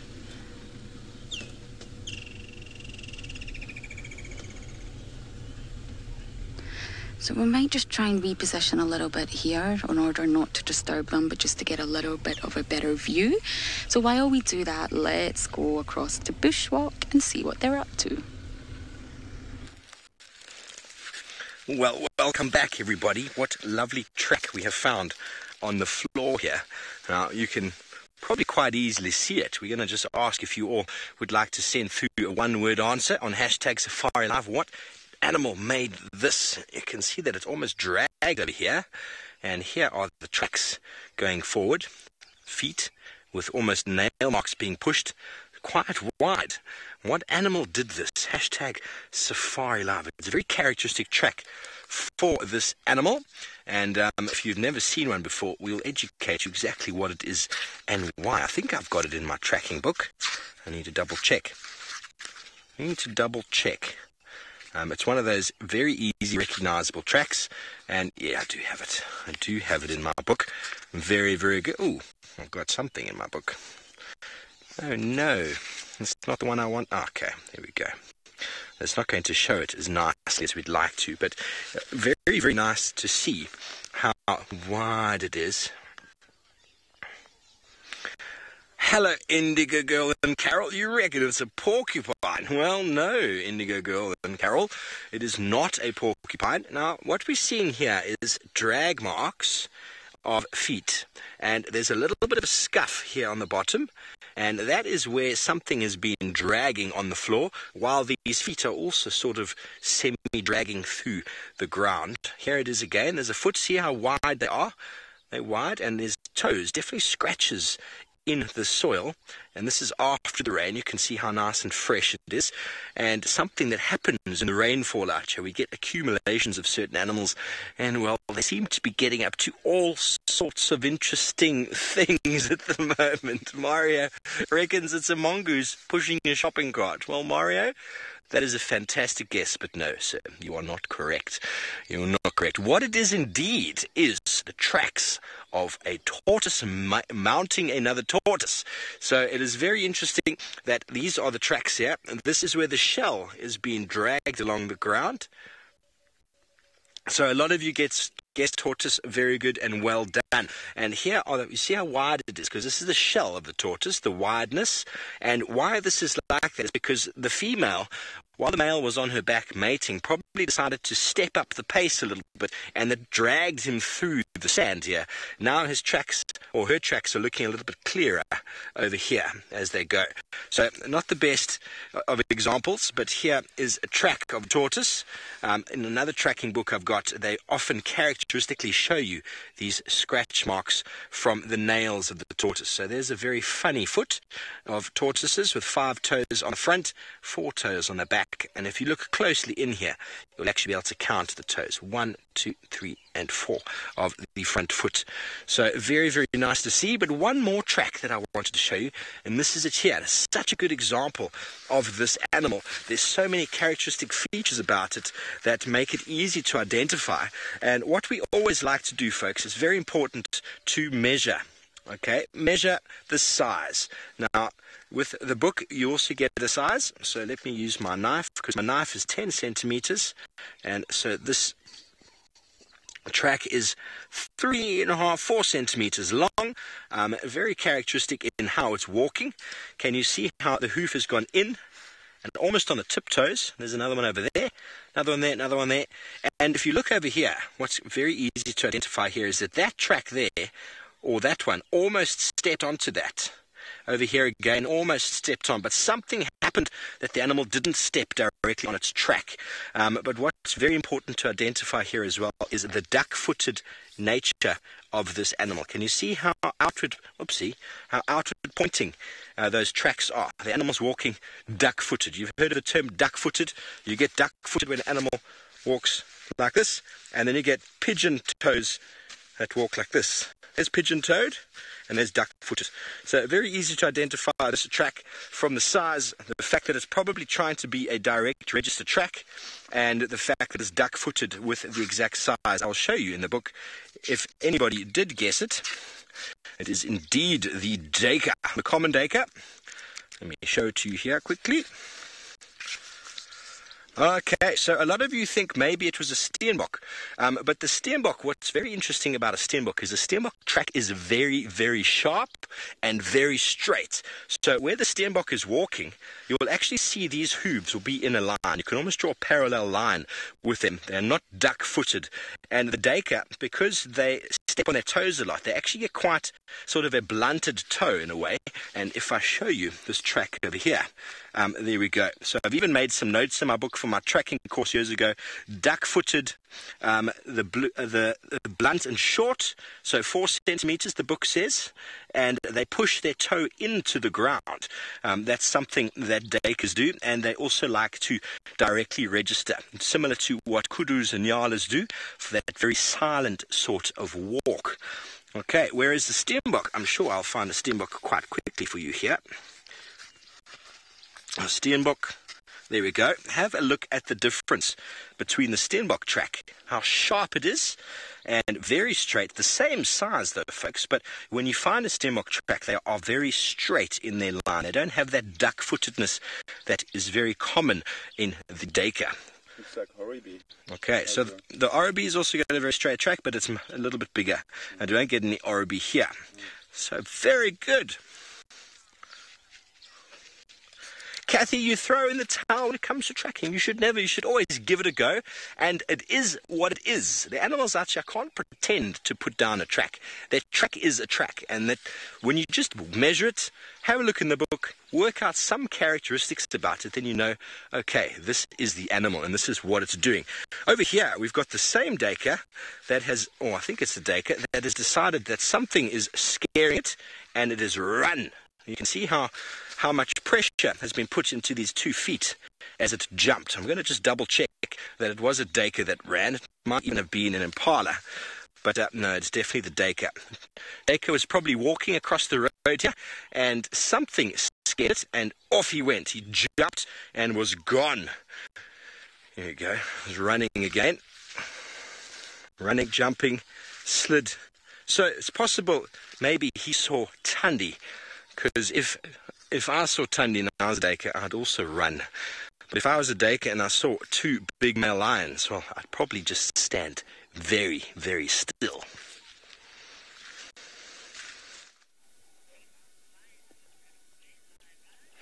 Well, I'm looking at a duiker track and looking at a duiker itself. Its full body, or the size of a fully grown duiker, would be the same as the size of a head of a fully grown male lion like this one here. So I highly doubt, lions would be interested in duikers unless they get them as very quick snacks, and that would translate them getting very close to them, because duikers are swift and very fast, and male lions, especially what we have here, are big, large, and may not match the speed of the duikers. Now, I did one huge loop to get close to these lions. As you can see, they're much closer to me than before. And for those of you who could be joining us now, this is a coalition of lions that we call the Ondonyo Pike. The 2 males. And that tells me the females are not very far from here. The only thing is, they're frustrating me a little bit by just being flat and just being sleepy. As much as that's very typical of lions. They're just doing what they know best, just being flat. And I would be hoping at one point, very good, we need to see your good looking face. Excellent. And how are you today? What are you trying to pick up? Now, they need to give us a little idea where the girls are. And the girls I'm talking about is the Sausage Tree Pride. Boom. Typical. I'm not surprised. That's them. So what we'll be doing, they don't want to waste so much time with these lions that are very flat. And what I'll do is just to drive around the lager that is in front of me, because I am very convinced that's where the females are of the Sausage Pride. And what I want exactly to see is the newest 4 cubs in this particular pride. So that one female was given the name Miti. Miti means a tree, because she loves to climb trees up. So the lager in front of me is where I think they could be, and because those cubs are too young, I'm looking at them maybe being about 3 weeks old, I'm guessing that's where they could be. So I'll just drive around that lager, and hopefully they'll pop up, because these 2 brothers here, or these 2 males, have just gone flat, and they don't want me to see them after being away from them for over 2 weeks. So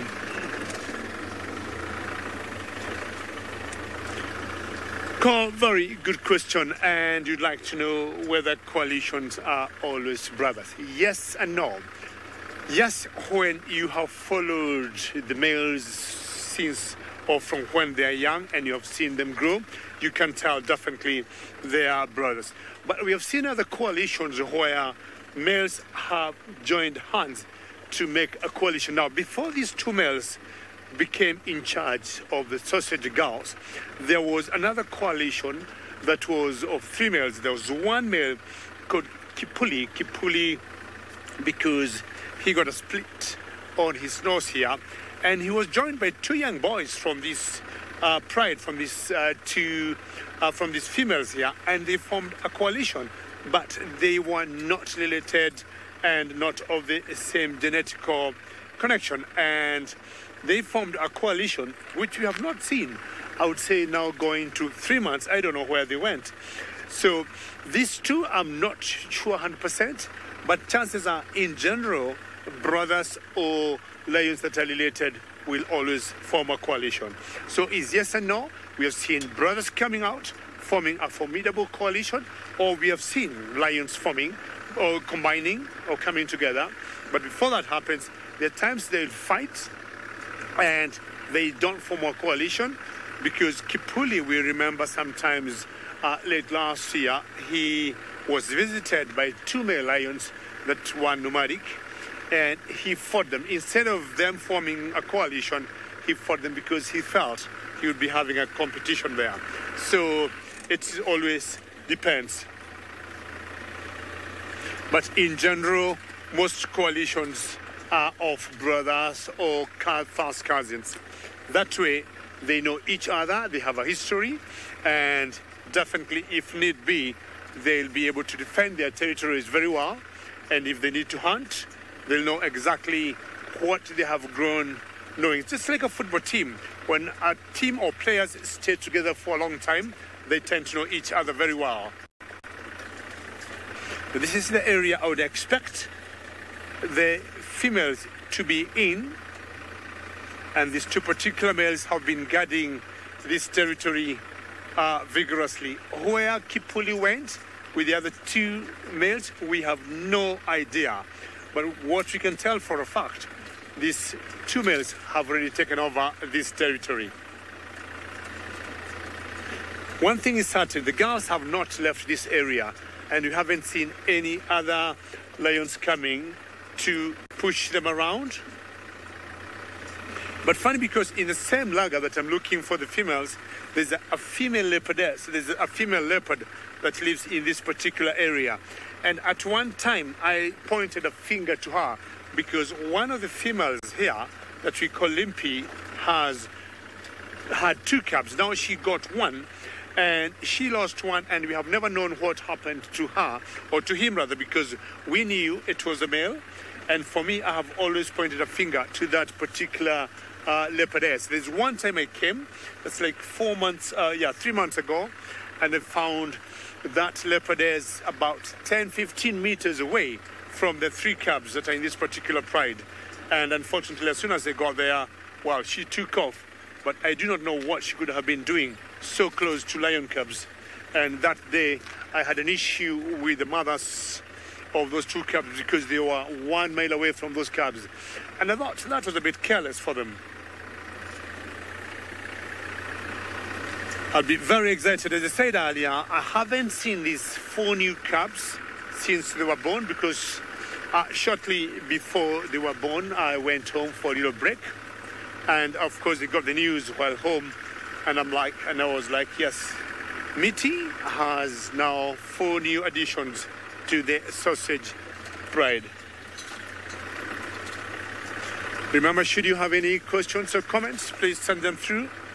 As usual, #SafariLive, and we get lots of joy, and you're always very happy to keep talking to you.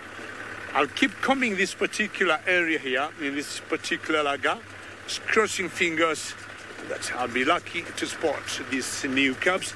But what I want to do as I do that is to send you to the gentleman who is walking Stivovo.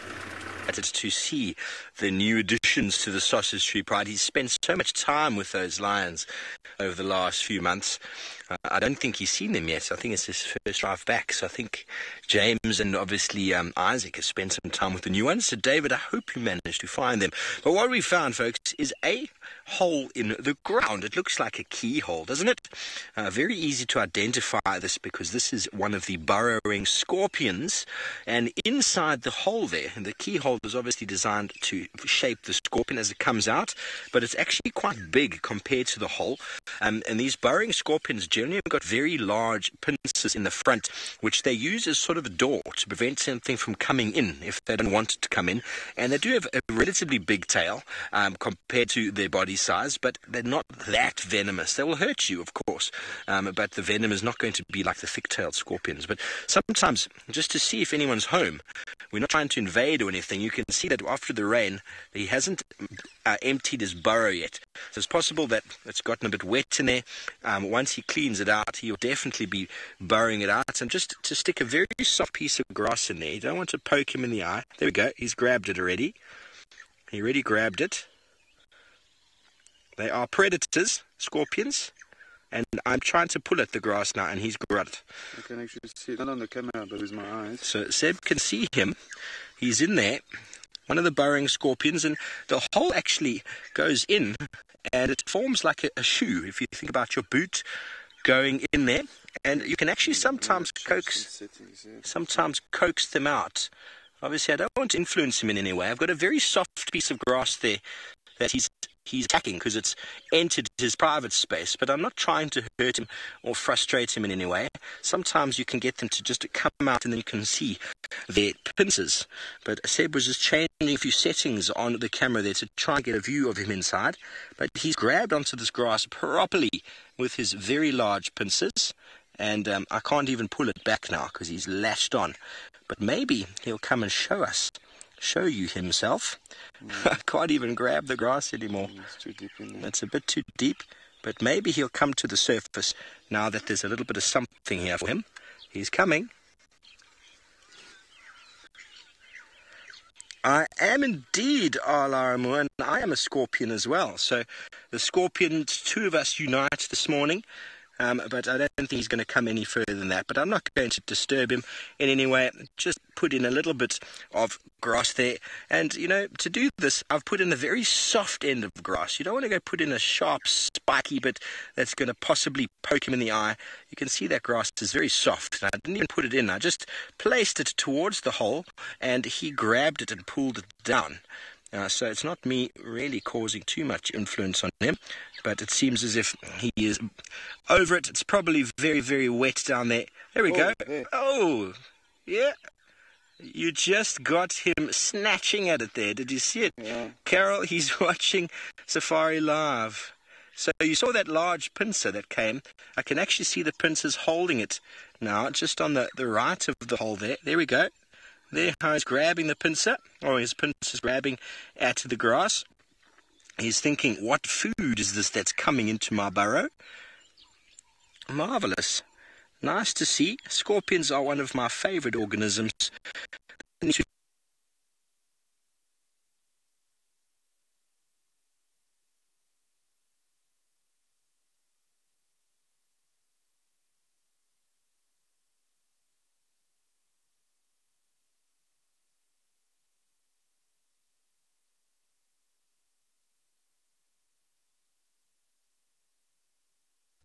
Come about that.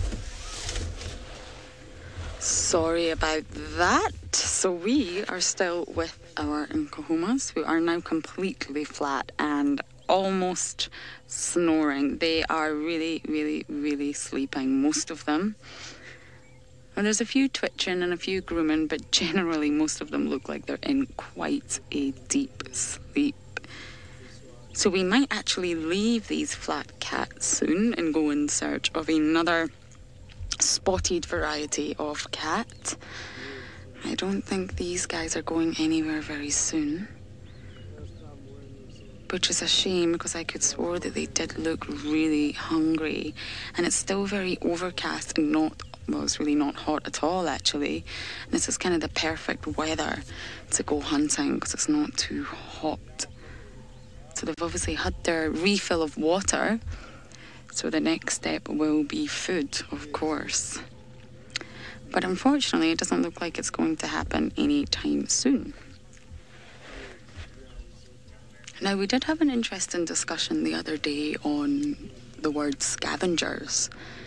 Now, a lot of people refer to hyenas as scavengers, and I suppose they do scavenge, but the word scavenger has such negative connotations. I think if you were to say there's a scavenger of the bush, it probably is the vultures. They are probably the main scavengers. But when it comes to the other top carnivores, your leopards, your lions and hyenas out here, they all scavenge off one another. They are all equally bad for it. The lions will scavenge off the leopards, the hyenas will scavenge off the lions, and they all steal from one another. So referring to an animal as a scavenger does hold a lot of sort of negative connotations against them. So the other day, the days do tend to run into one here, but a few days ago possibly, Tingana obviously had a kill up the tree, and the bottom of the tree was surrounded by hyenas, hoping for it to drop or magically float down onto the ground, which of course it didn't do. And by the morning, the lions had came in and stole the whole thing. So all these top predators are very aware of each other in the area, and they will steal from one another. So I would personally say that the only true scavengers of the bush are the vultures, because the other three, leopards, lions and hyenas, do of course make their own hunts and their own kills as well as stealing. Now, just like we probably all go home and love when our mum makes dinner for us, it's kind of just like that. If there is a meal that's ready and there for them, it does make sense for an animal to just steal it if it can. Why not? And I think that makes an animal far more, well, makes them smart. So saying that a lion is a scavenger or a hyena is a scavenger, well, if they are, then they're very smart, because they're actually able to steal perfect food from another and get a free meal, which saves them a lot of energy and a lot of time, and they get a delicious meal which has been killed by another predator. So all in all, if you do term them scavengers, then they are indeed smart scavengers. It was just a little discussion we were having the other day. But the word scavenge, of course, isn't all positive. But I definitely think it's a smart way to go.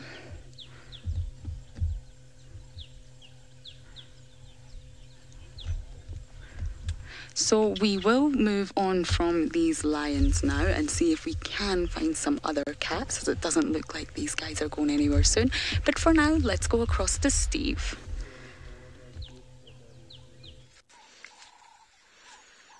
Thanks, Lauren. The lions, well, when they start sleeping, they sleep. Well, everybody, you got a bit concerned there. Don't worry, the scorpion didn't gobble us up. We just lost some signal.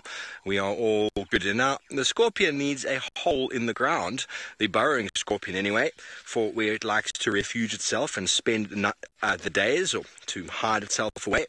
And then you get tortoises that carry their home with them. And every now and again, unfortunately, lions, hyena, and even, as what Sydney got not long ago, the honey badger, caught their tortoise and decided it was fair game. But a tortoise like this would be very, very difficult for a lion or even a hyena to break into, I would say. I mean, it's enormous. If you see my hand, it's enormous. But if I was a small little critter, I'd probably try and use the tortoise shell as a little place to hide. Wouldn't it work? It would be wonderful. So here are the scoots. And see, this has been dead for some time.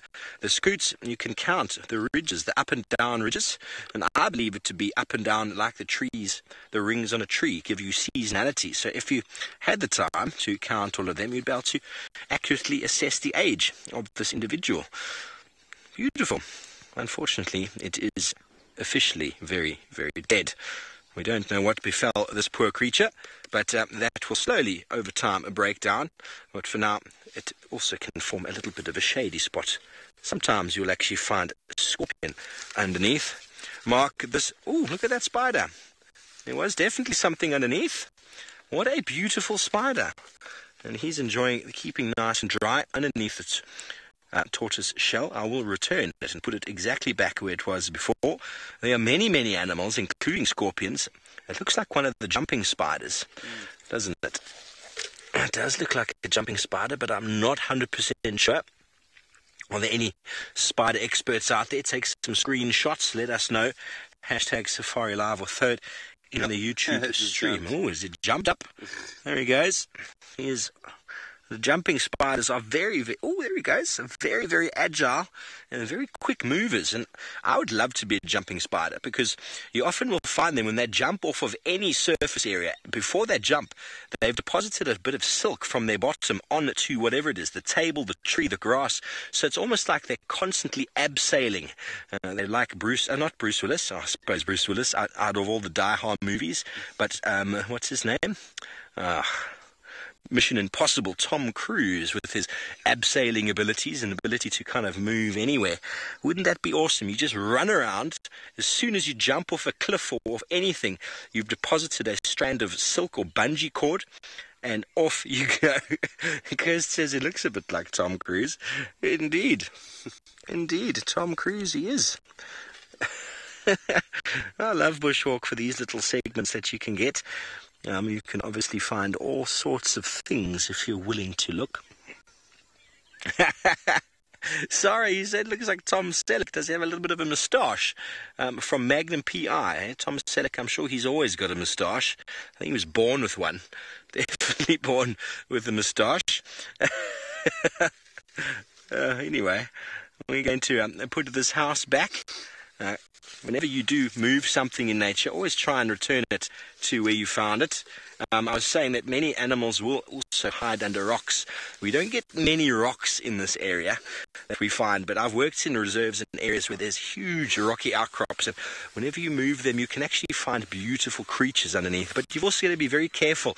You don't want to just disturb the habitat that a scorpion perhaps has maybe made for itself. You don't want to just go and imagine someone walked into a house right now and just ripped the roof off. And then you're watching TV, watching us now, and suddenly the roof is gone, and someone peers in and pokes their finger at you and all that. Can you imagine? So we've got to think about the animals when we do that. From an educational point of view, it's great to learn how to find animals and where they are hidden, but always return their home back. Hello, Stacey. You want to know about our armbands? Okay, so from an anti-poaching point of view, we've been asked to not wear any more camouflaged clothing, so we don't look like we are poachers. And the white armband is also to stand out quite brightly, so if we did happen to bump into the anti-poaching team from a distance, they'd be able to see that we are not poachers. Seb is walking with this enormous long aerial behind him, which I suppose gives us away as a film crew, but they've asked us to not wear camo and to wear these armbands, so that's from their point of view. Hope that answers your question.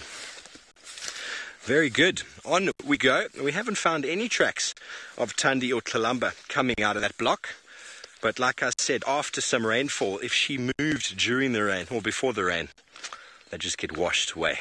Anyway, someone who doesn't need to track any cats this morning, he's already found them. David is with the Aldonio Pike males. Well, yeah, it's very possible, Steve, after rain, sometimes the tracks are washed away, or even Thandi herself, with her princess might decide to relocate. Well, I've done a bit of looking here and there and combing in that particular log. I didn't see the I've been looking for in the caps, but I thought I'd come back to this male lions for a couple of seconds. And this very snooze one here, poop, you just go to sleep when we're coming back to you. And for those of you who could be joining us now, this is a coalition of the Aldonio Pike males. And that's one of the males, and the other one is on the left, flat. There he is.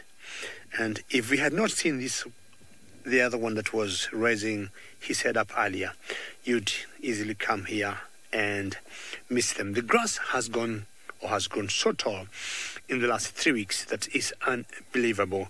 These lions will need to be standing up every time we look at them. Otherwise, they're going to make our job very difficult. Now, the one to the right has always been the more, or to me, a little bit dominant between the two. He's always more playful, always more alert, always more aggressive, if need be, unlike the one we saw on the left. And just shaking his ears there because of small, maybe getting irritated by flies. And you can see the amount of grass now that has really grown so high. This is the red oat grass. And beautifully green. We have had massive rains here, I would say the last 2 months, which were meant to be the short rains. And funny enough, I just came in last night from my village and there is not a single drop of rain there.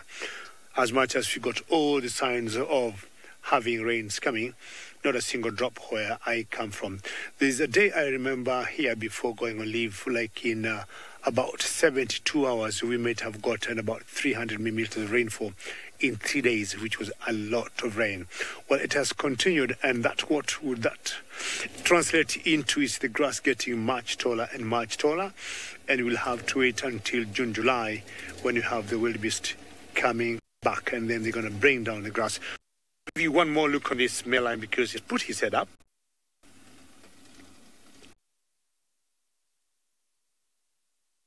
Mr. Simba Yoko Lang Swahili for lion. But every time he does that, and every time he looks like that, he's definitely looking in the direction maybe where the girls should be. Well, Scarface, I have no idea. The last I heard was he was seen with 2 of his brothers, and that could be like 2 months ago. And I'm sure as I settle down back to camp, I'll be touching base with all my friends and find out any latest update about Scarface. But for quite some time, he had gone missing in action. And he wasn't seen. James tells me a friend of mine might have seen him at around Serena Crossing. How long ago is that? When was that? Tuesday. Yeah, well, viewers, James tells me, James is my camera operator today, that Scarface was seen somewhere near a lodge that we call Serena Lodge, which is not very far from the Mara River. And there's one big crossing there we have always seen, wildebeest crossing. We call it the Serena Crossing. And Scarface was seen there last Tuesday. So today is Saturday. We are talking of 4 days ago. Saturday, Friday, Thursday, Wednesday. Yeah, 4 or 5 days ago, Scarface was definitely sighted. So he is doing well wherever he is. And Tuesday is not a long time ago. So he was seen near Serena Lodge, near the Mara River, on an area we call the Serena Crossing. So Scarface is doing very well. Now these 2 males form what we call the Ondonyo Pike Coalition, and he's looking in a particular direction where I've been guessing every other minute that's where the females could be. Don, yes, I agree with you. This gentleman here have lots of colors on his mane, because if you look carefully, I initially thought he is a little blondie, but as much as he is that, John, there's a black on the mane, there's a bit of brown on the mane, there's a bit of gold on the mane, John. That's a great comment, and I agree with you, because the other one have a very straight, dark mane. But John, that's a great observation, that he got different colors, black, gold, a bit of brown. Do you have a bit of creamish, kind of? Hello there. So, as I said earlier, if you look at him carefully, he's always the more alert one. As much as he looks a bit snoozy, sleepy now, the other one, since we came here earlier, was flat wherever he is in the grass.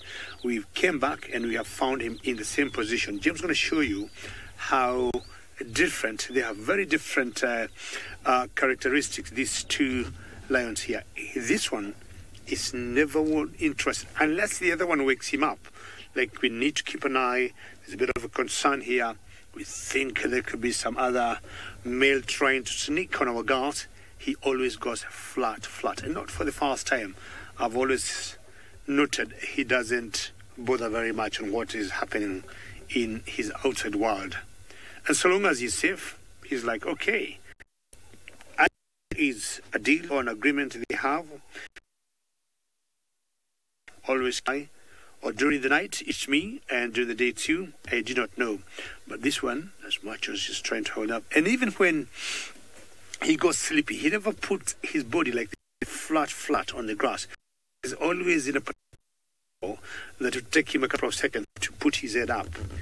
Look what could be happening. And you'd imagine here, having not seen him with his head up, it could be very difficult just for them. They tend to blend in very well.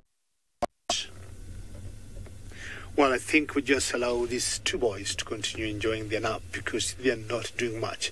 We need to see the girls who are and most likely see those new cabs that I cannot wait to see. And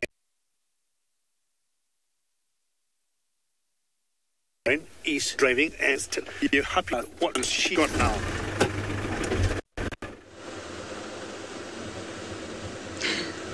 Sorry about that again. Now we did leave the lions, of course, because they're rather flat and sleepy, and we're hoping for a chance to see the other cats. So we did just check the area where Miss Tandy was seen last night, but to no avail. The kill is also gone. The tree is bare. So most likely the hyenas probably got that in the end. Of course, we don't know. So now we're going to try our luck and see if we can locate Mr. Tingana. Now, it is entirely possible that we can do this. He was seen in this area, but he was mobile, so he was walking. And that's the tricky part. When the cat is not flat, it's definitely not easy. So this is what our next mission of today is. I wasn't exactly expecting the Nkahumas this morning. That was a real delight. And now it is rather chilly. It's not the warmest. I may have to put my jacket on soon. At least I brought it this time though. Nice move, Lauren. I was actually hoping to see some elephants today as well. As we know, Daryl is back in town. He was seen yesterday, and I have not had the pleasure of meeting Daryl yet. So I was hoping for some elephants, but unfortunately there does not seem to be much around. Now, of course, the Nkahumas are in town, so I wonder if that will affect the movements of the leopards today. Not sure.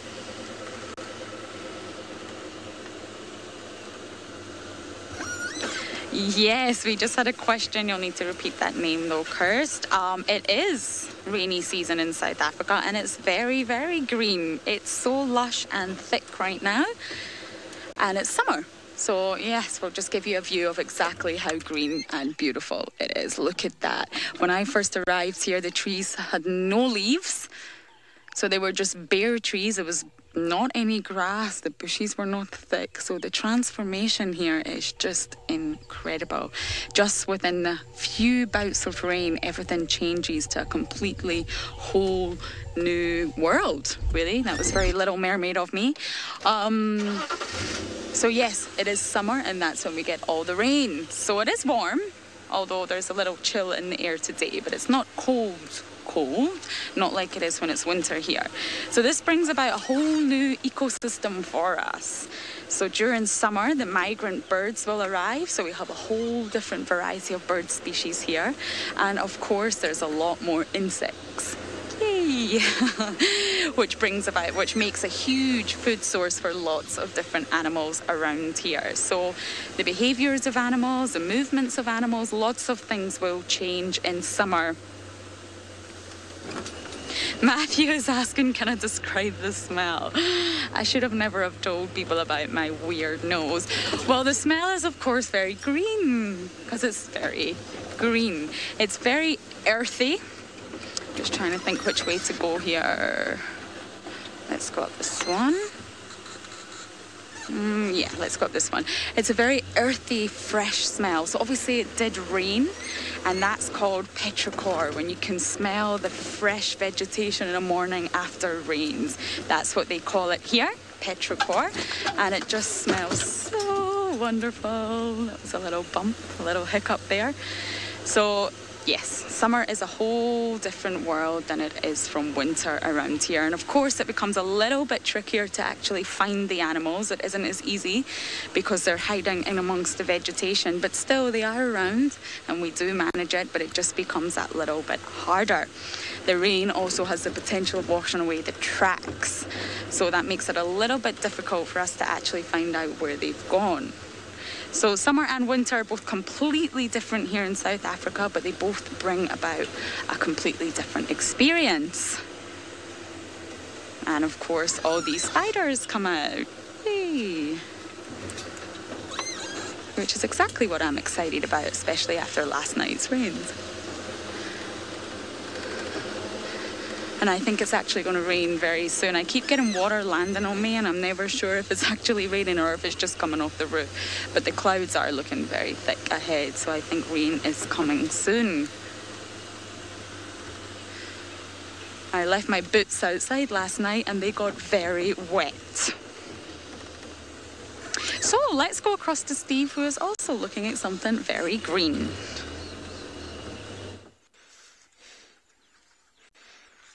Problems of the third world, of the first world. Hey, Lauren, leaving your shoes outside, they get wet. You should learn from Dave. When Dave leaves his shoes outside, they get eaten and taken away by hyenas and leopards. But we're just looking at this grass, and you can see how wet it is still on the morning, all this dew. And after some rainfall like this, it means most animals don't really need to go very far, because a lot of the moisture that they can get, they actually can get off of the plants as well. So that dangerous element that they have to go and drink twice a day, sometimes only once a day, can obviously be reduced due to the fact there's so much moisture in the landscape. But we're trying to find some birds this morning. They've been very, very quiet. And what birds love doing after some rainfall, and I had such marvelous sightings in the Mara outside my tent, because those thunderstorms will come and then they'll just disappear. And you'll actually get birds will go into leaves like this and will actually wet themselves with the leaves, the water on the leaves to bath. Rather than go into a puddle or a pond, they'll actually wet themselves off of leaves and then shake themselves and then breathe themselves. It's really, really fun to watch birds behaving like that. And I think they'll be waking up soon. The birds have been like, okay, a bit of a rainy morning, we can sleep in a bit more. But as Lauren said, the rain and the greenery is really boosting this place back. And it is really in a new position. If you remember what it looked like a month ago, 2 months ago, a very different ball game, wasn't it? I mean, these areas were completely devoid of grass, and now all the grass are coming back. You can hear the woodland kingfishers still calling. You can't really hear them, I'm afraid. We need to get a really nice sort of smello mic, Kirst, and a audio mic on the bushwalk so everyone can smell and hear all of these things that we hear. Woodland kingfishers shouting. Jamie wants to she wants to do her scratch and sniff book, and I think that's definitely something that we need to look into, because there are so many things out here that I just find I think I lose the vocabulary to explain the smell and the feel, and it would just so much easier to embrace our sense of smell and our sense of touch, wouldn't it? It's one of the things why being on foot out here is such a special experience. You don't have to see anything, just that smell, the feel. I mean, my feet are absolutely soaked this morning. Soaked, but Seb's wearing shoes and his boots and socks are completely saturated. So he's going to have to spend the day with his shoes outside, getting nice and dry. Jason, the tick count. Well, I don't know at the moment. I've got 2 tick bites in between my little toes. I've got one on my little toe there and one inside my toe there. It is the worst place in the world for tick bites because you can't get them easily enough. And when you're sitting in conversation with someone, your hand goes down and you start this very weird scratching toe. And you look really funny. I start pulling like a Hosanna scratching enjoyment face. Ooh. Grass is very long. We've got to watch out. There's a fallen knobthorn branch here. It's not only the ticks you've got to watch out for, it's the thorns. But to be honest, I stopped worrying about ticks. They're going to happen. You're going to get them. And generally what happens is the last few times in Juma, my last morning I do a walk and then I go away, and then it takes 3 days after I wake up wherever and I'm scratching, and then it's done. There's nothing you can do about it at that stage. Once you've started scratching, the tick bite gets very, very itchy and very uncomfortable, and you just get all these scratches and scabs, and well, it doesn't look very attractive, but what can you do? Who says they've got attractive feet anyway? Brent definitely doesn't have attractive feet. And Jamie suggested that we get Brent's toe into the scratch and sniff book. I don't know about that. Just for a once-off, you know, just to, and then close it again. It'll be one of those pages that you turn over once and you never turn again. So Kirsty's saying no one will buy the book. I think it's just for novelty. Just for novelty. You know, we might have to really think about our marketing strategy there. I wonder if James would buy the book just to have one more smell of Brent's toe. James Henry, yes? Get a cheese knife. We'll have to get the cheese knife to be able to cut that toe off. We should have done that years ago. Anyway, we're continuing on. It is a very quiet morning, but lovely just to be out. Lovely to be in this coolness. Everyone's having a good chuckle. Well, that's good. So the grasses, I mean, look how tall these grasses are. And these are the finger grasses, the Digitaria eriantha. And this is one of those very valuable grasses that we have out here. It's got a forage score of 10 out of 10. And I've discussed this before in the past. A lot of people are wondering, what is a forage score? Now, when you classify a grass according to a forage score, what you're meaning is palatable, and palatability is the ability of that grass to be digested. Obviously, when we talk about rhino dung and elephant and zebra dung, a lot of that grass that goes through is not digested very well. A lot of that's got to do with their digestive system. But a buffalo manages to chew grass down quite finely, and most of it gets digested except for the worst bits. Now, on this specific grass, it tastes very good, and it's also got a very, very good palatability. But that is not what gives the final bit to the forage score. This could be a grass that tastes very nice, but doesn't produce any leaf. And then from a score point of view, it would be very low. But you can see that this grass is actually very, very dense. There's a lot of grass here because this is in fact what the animals feed on. They're not really feeding on the grass stalks and the seeds themselves. A lot of birds do, and monkeys might do as well, but your herbivores are generally feeding on this grass layer that's coming out. And you can see that it is producing quite a lot of grass, standing nice and tall, and so it gets a forage score of 10 out of 10. Very similar to that of the buffalo grass, the Panicum maximum, which is also very tasty and produces a very large amount of feeding potential. So that's where the score comes from, and it's something that was derived by people who were stock farming animals on the landscape, and you needed to figure out how much grass there was available. Now, when we look around here, there's lots and lots of spaces because it's all trying to move in and take over, but it doesn't take over quite as well as it does in the grass in the Masai Mara.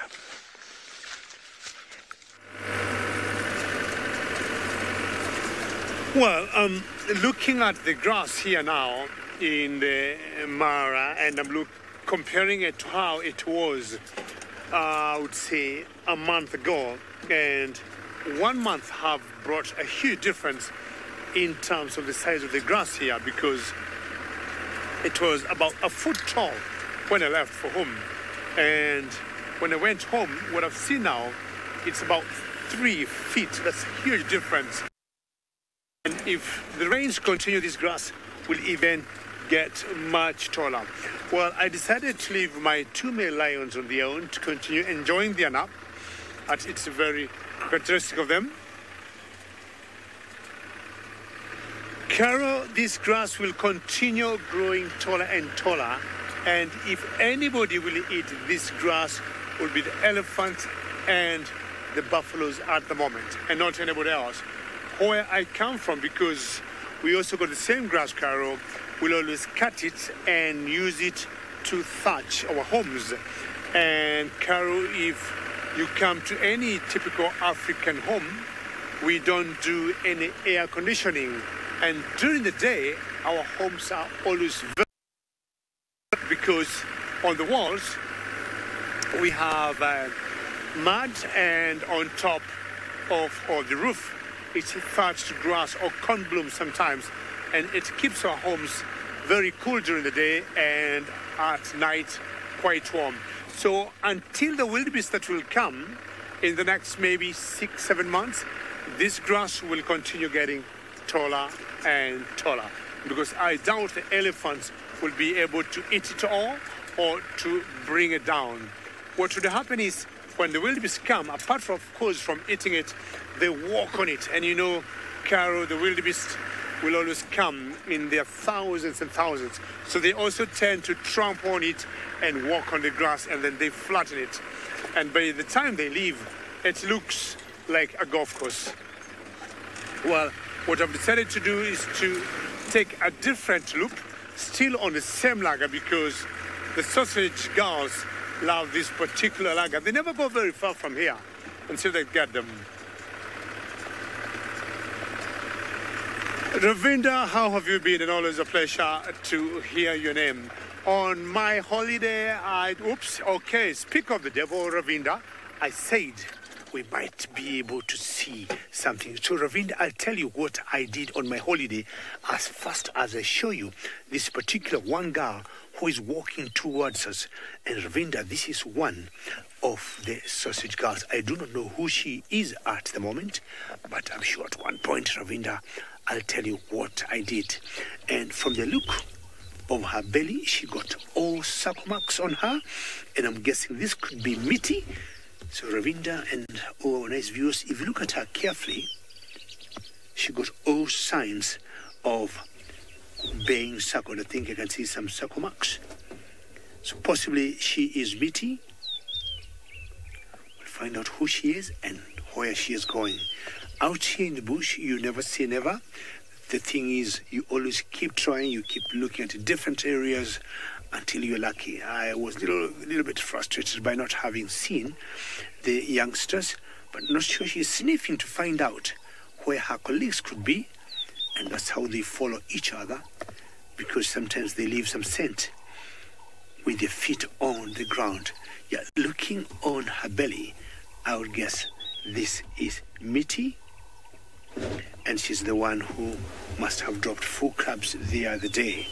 For those of you who are joining us now, this is one member of the Sausage Tree Pride,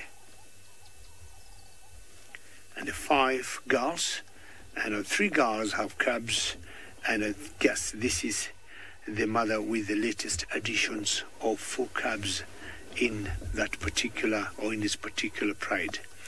She's either definitely trying to locate, catch up with the rest, and thank you very much to say she is beautiful. And I also agree with all of you, she is beautiful and she's such a great mother. And the other 2 females in this pride brought down 2 calves each, and she is truly beautiful because she has beaten the other 2 girls by having the double or twice the number of calves, because she got 4 wonderful calves that I cannot wait to see. Now, I need to find out where she's going, because chances are she's either going to rejoin the other girls or she's going to her calves. But you see her, she's still smelling and sniffing the ground, either getting tracks of the other members.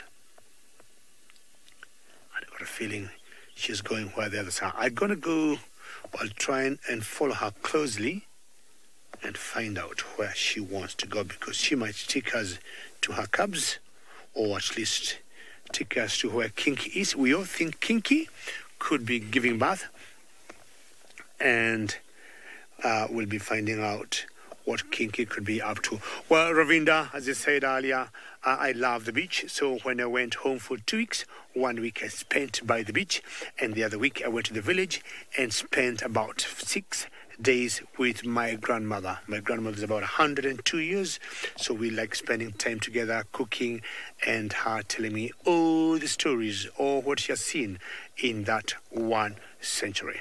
Well, I'll be following this particular girl and find out where she'll be going, but let's find out if Lauren got anything in the water.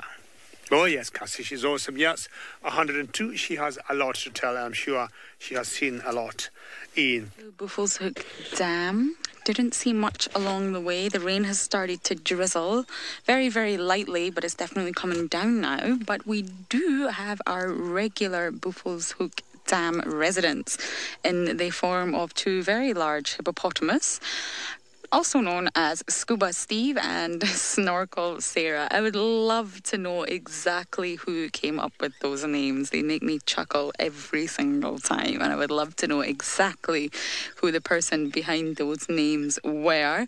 Now, Scuba Steve seems to always be here. He's always happily bobbing up and down in Buffelshoek Dam. Now, as many of you may know, we often find hippos in Chitwa. And Chitwa is very overpopulated at the moment with hippos, and it seems to be causing quite a problem in the way that hippos regularly do lots of defecation, so they poo a lot, and the excess nutrients that have came about from the poo has actually removed a lot. Oh, where are these guys off to? Can you hear that? The blacksmith lapwings making quite some noise. I'm not sure if you can hear that, but that was a lovely, lovely noise for me. So yes, the hippo's poo has caused quite a lot of problems in Chitwa, and we did estimate the number to be about 50, but I think someone did an actual count. I think it's around 63. Don't quote me on that number, but it's something around that. And it's just far too overpopulated, and it's resulting in a lot of hippos being aggressive with one another. And a very young hippo did get killed the other day by an older male. So actually, to be Scuba Steve almost alone, well, with his girlfriend by his side in Buffelshoek Dam, it's actually probably the much more safer option for him to be. It means he won't get any aggression from other males. Hippos are notorious for fighting with each other, especially males, and they're really not good fighters. Sorry, Steve, but you're really not. And they can come up with some nasty, nasty wounds on one another. So it's probably much safer for Steve to be here than it is with the rest of the hippos down at Chitwa Dam. Now, it really isn't so warm today. I've actually even put my jacket on. So for these hippos just resting in the water, it's probably also not too warm for them either. Hippos normally come to the water when it gets really hot in order to cool down, but it's actually not that hot today. So I don't imagine these hippos will become very active until much later on. Look at him just keeping his eye on us. He's like, I can see you. We can see you too. Good morning.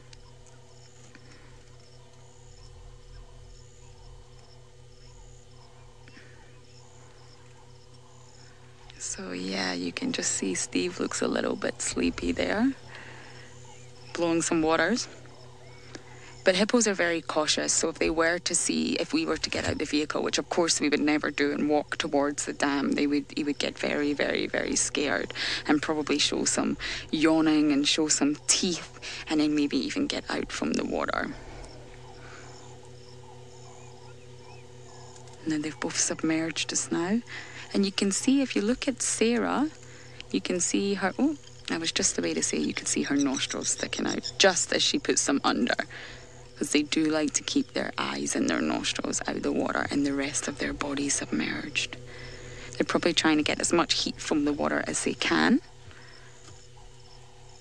And really not moving much and doing much at all. They'll have their feet firmly on the bottom of the dam here, so they're not floating or swimming. They'll just be standing. But the dam is high enough now so they can completely have their body submerged. He looks sleepy. Look at his little droopy eyelid. He's keeping an eye on us but also falling asleep.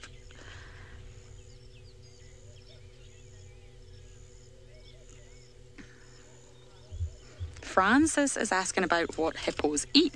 And no, they don't eat fish as some may think. There will be fish living inside of Buffelshoek Dam, but they don't actually eat the fish. Hippos are herbivores, just like myself, and they stay in the water all day, and at night time, once the sun sets, they will leave the water hole that they're at, whether it's Buffelshoek or whether it's Chitwa, and they will go in search of food.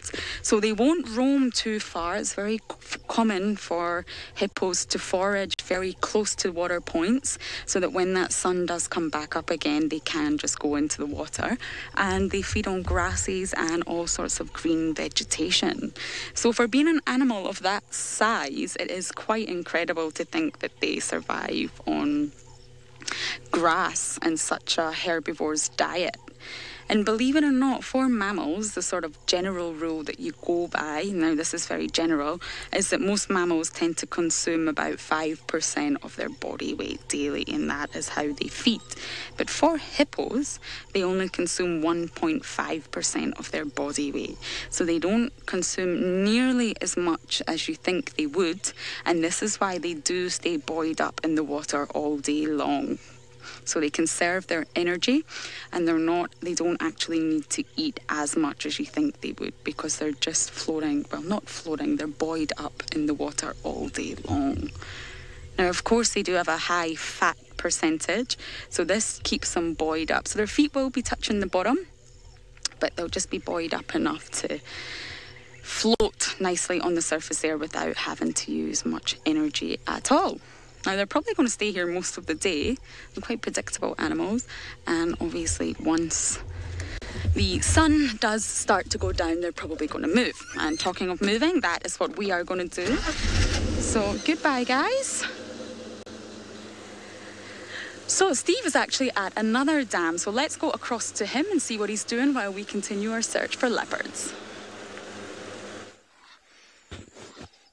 Indeed, thanks, Lauren. Well, we thought we'd, on our way back, just have a little look at Vuyatela watering hole and see what's going on. There was that hippo seen on the dam cam before we came out, and, well, we were worried we might bump into him here, but he's not in the water unless he's holding his breath. It's not the deepest of watering holes at this level. The geese are having a great time, though, as are the blacksmith lapwings, and it's nice to see this amount of water. Honestly, we would like more. Love this to be full. As we said, water is the currency of life, and this is all rain-fed water. We do have Vuyatela pan just at the back there, which is pumped. It is water that we provide, and very important to have water out here so as to maintain the number of animals within the reserve.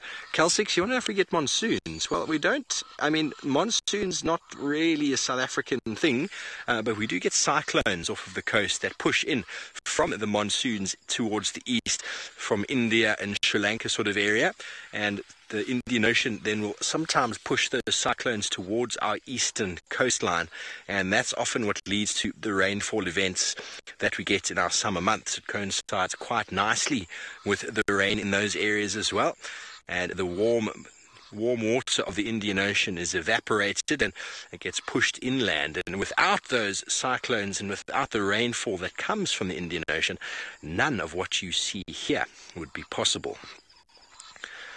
So very, very different in our east coast versus our west coast. The water on our east coast is warm and flows from the equator down, and so that is why we get so much transpiration and so much evaporation, should I say, into the atmosphere, and it's why we have summer rainfall climates on our eastern side, and it's what allows for the diversity of mammal, plant and bird life on this side to do what it does. But on our west coast, in the Cape, it is a winter rainfall. That's because the moisture, or the ocean there, is very cold. The current is coming from the southern pole, which is very, very cold water, and it doesn't evaporate. But it is extremely nutrient rich, and there's huge upwellings that happen and nutrients that get lifted up through all the different currents. And we have El Nino and El Nina, which happen over towards the Galapagos side of the Atlantic Ocean, and that pushes, or should I say, Galapagos is on the other side, Pacific Ocean, but that pushes all the way across to Africa, and that's what leads to some of our enormous rainfall events that we have in the winter months down in that side. But it gives rise to a very unique vegetation, the fynbos biome, which we find down in the west of South Africa. And as you go further up the coast, it becomes very arid and actually forms a desert with Namibia So that is the different coastlines. Due to the currents has created the diversity that is South Africa. And you do see some similar things on other continents with the cold and warm currents. And with global warming, we are seeing these change, and that is a reality. But anyway, let's go all the way back up to the Masai Mara where David has found some lion food.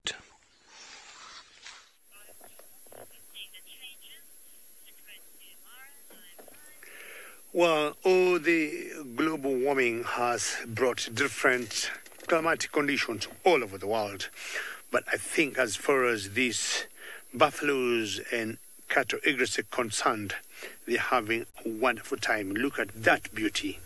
Very well done, James. I would call this a movie set. They're just displaying for us. I mean, as much as I have not seen the cubs, this might make it up for the cubs I've been looking for. And look at those birds in flight there, James. See the birds flying up there, James? A little bit up on top of the... Yes, guys, that's really beautiful. And just to see them up, lovely, excellent. It couldn't be better. And now they've settled down. And these white birds here are what we call the cattle egrets.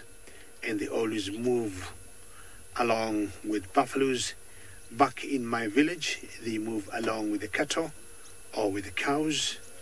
And what happens, they have a relationship between the cows and the buffaloes too, because as they move or they weave through this tall red oat grass, they disturb the grass and a lot of insects keep jumping up and down, and that's what they feed on. But at the moment, I'm sure they're just enjoying the ride, excuse me, because it's not maybe warm enough for the buffaloes to become more active and for the insects to jump up and down. So tentatively, they're just enjoying the hiking on these buffaloes. But also, apart from the cattle egrets, we got other birds. If you look carefully, it's a little dark in color, like on that one there, James. Very good. And that's an oxpecker. If you look carefully, there's a totally different bird, much smaller. That's an oxpecker. And it's either the yellow-billed just flew away, or the red-billed oxpeckers. We've got two types of oxpeckers here in Africa, yellow-billed and red-billed oxpeckers. Now, once they settle on the ground there, this white egret, they'll just wait for these buffaloes to move through. And as they move through, we get all sorts of insects jumping up and down, grasshoppers, crickets and locusts. Gemma, very good morning, or is it a very good evening where you are? And ideally, they're enjoying the hike on these egrets for the moment. And as it warms up, definitely these buffaloes, as they move through the grass, you'll get them, catching all the insects that will be disturbed. But as it is now, Gemma, if you look carefully there, unlike the oxpeckers, which will feed on either mites or ticks or any other parasites that will be on top of these buffaloes. You see all those oxpeckers there, Gemma? Those are the small black birds to the right of your screen. So those ones will be cutting. They got beaks that are like scissors weaving through the fur of the buffaloes and feeding on the ticks. But the oxpeckers, Gemma, there will just stay on top, waiting to feed. The egrets will not feed on the ticks or the parasites, unlike the oxpeckers. Ideally, they wait for the buffaloes to start moving to get the insects. They don't have beaks that are designed to cut through the fur of the buffaloes to be able to get the mites out, because they stick very deeply, or they get embedded very deeply on the skins of the buffaloes. At the moment, they're just enjoying the hike. How is that? And wondering when will it warm, enough for the buffaloes to move around and get a lot of insects jumping up and down. Well, the area we are in, which is called the Sausage Republic, this is the animals or the prey the lions will be feeding on until the wildebeest come back. So at the moment, either buffaloes or giraffes, and if accidentally they get maybe a baby elephant on its own, lions have been known to prey on them. But as it is now, these buffaloes every few days they'll be bringing one down. In the background there, that's the very famous Olololo escarpment. And it makes this area look absolutely gorgeous. So the relationship between these birds and these buffaloes is what we'd call a symbiotic relationship. I'm not sure what the buffaloes benefit from, the birds. So sometimes I think maybe that term could be wrong, calling it a symbiotic relationship, because symbiosis is where both parties benefit from each other. Big boy there, trying to show his huge rack of horns. We agree you're big, and you become quite a bully. Buffaloes contributing to many deaths in Africa, or many casualties. You can survive, I would say. For me, I could take a chance and walk through this herd of buffaloes. Anything 10, 15, 20, 100 buffaloes is okay. But 1, 2 lone buffaloes, when they're solitary, that's when they're very dangerous, because they become very grumpy and they don't like seeing people. Joy, I'll tell you, I have not actually get a proper alarm calling from buffaloes. What I've seen them do is to take off when things go wrong. So Joy, I don't think they really benefit the buffaloes a lot, especially should they see a lion. But Joy, the ox pickers are wonderful. When it comes to alarm calling, I would say anytime the buffaloes better stick with the ox pickers and not with the egrets. The egrets, Joy, I've seen them, if things go wrong, just taking off or just remaining quiet. But the ox pickers become very vocal, and you definitely hear them like warning the buffaloes, you know. You either get off, or if you stick around, then, you know, things could be very wrong. Not sure if you could get an alarm call from, or the call the ox pickers make. So let me see if we could get the ox pickers. Okay. So just so earlier what we had was the yellow-billed ox pickers. Let me see. We can hear a call from an ox picker.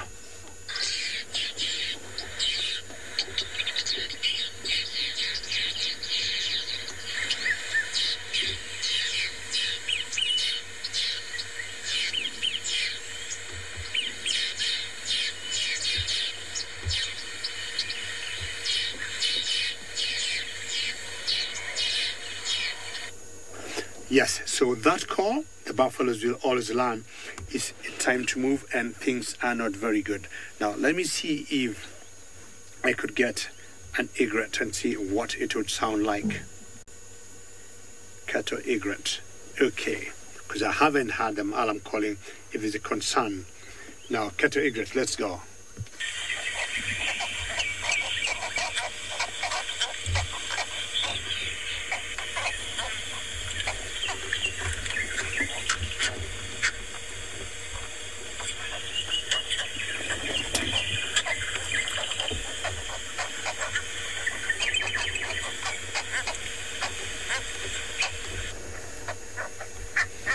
Well, there's a cattle egret. I'm not sure that would sound like, yeah, but still either way, as Cassie says, is an interesting call, but not sure that could be a great alarm call. Well, these buffaloes, be very careful, because you never know if the sausage girls come around, and the sausages, I'm talking of the pride around here, called the sausage tree pride, they might be getting one of you down. Well, at least I've seen that one female, which I think for me, that is meaty, and that is the girl that has those 4 cubs. Well, Lauren, very well done with the Nuku this morning. A lot of good walking with Steve Ovo, and the 2 males of the Old Donyo Pike have made me happy, but I've got a feeling if we come back in this same area this afternoon, chances are we'll be able to see most likely the cubs. Buffaloes, thank you for showing up, the egrets, and we want to thank you, all of you nice viewers, for your questions, for your comments, for watching. We are saying from Kenya, Asante Sana, which translates to thank you very much.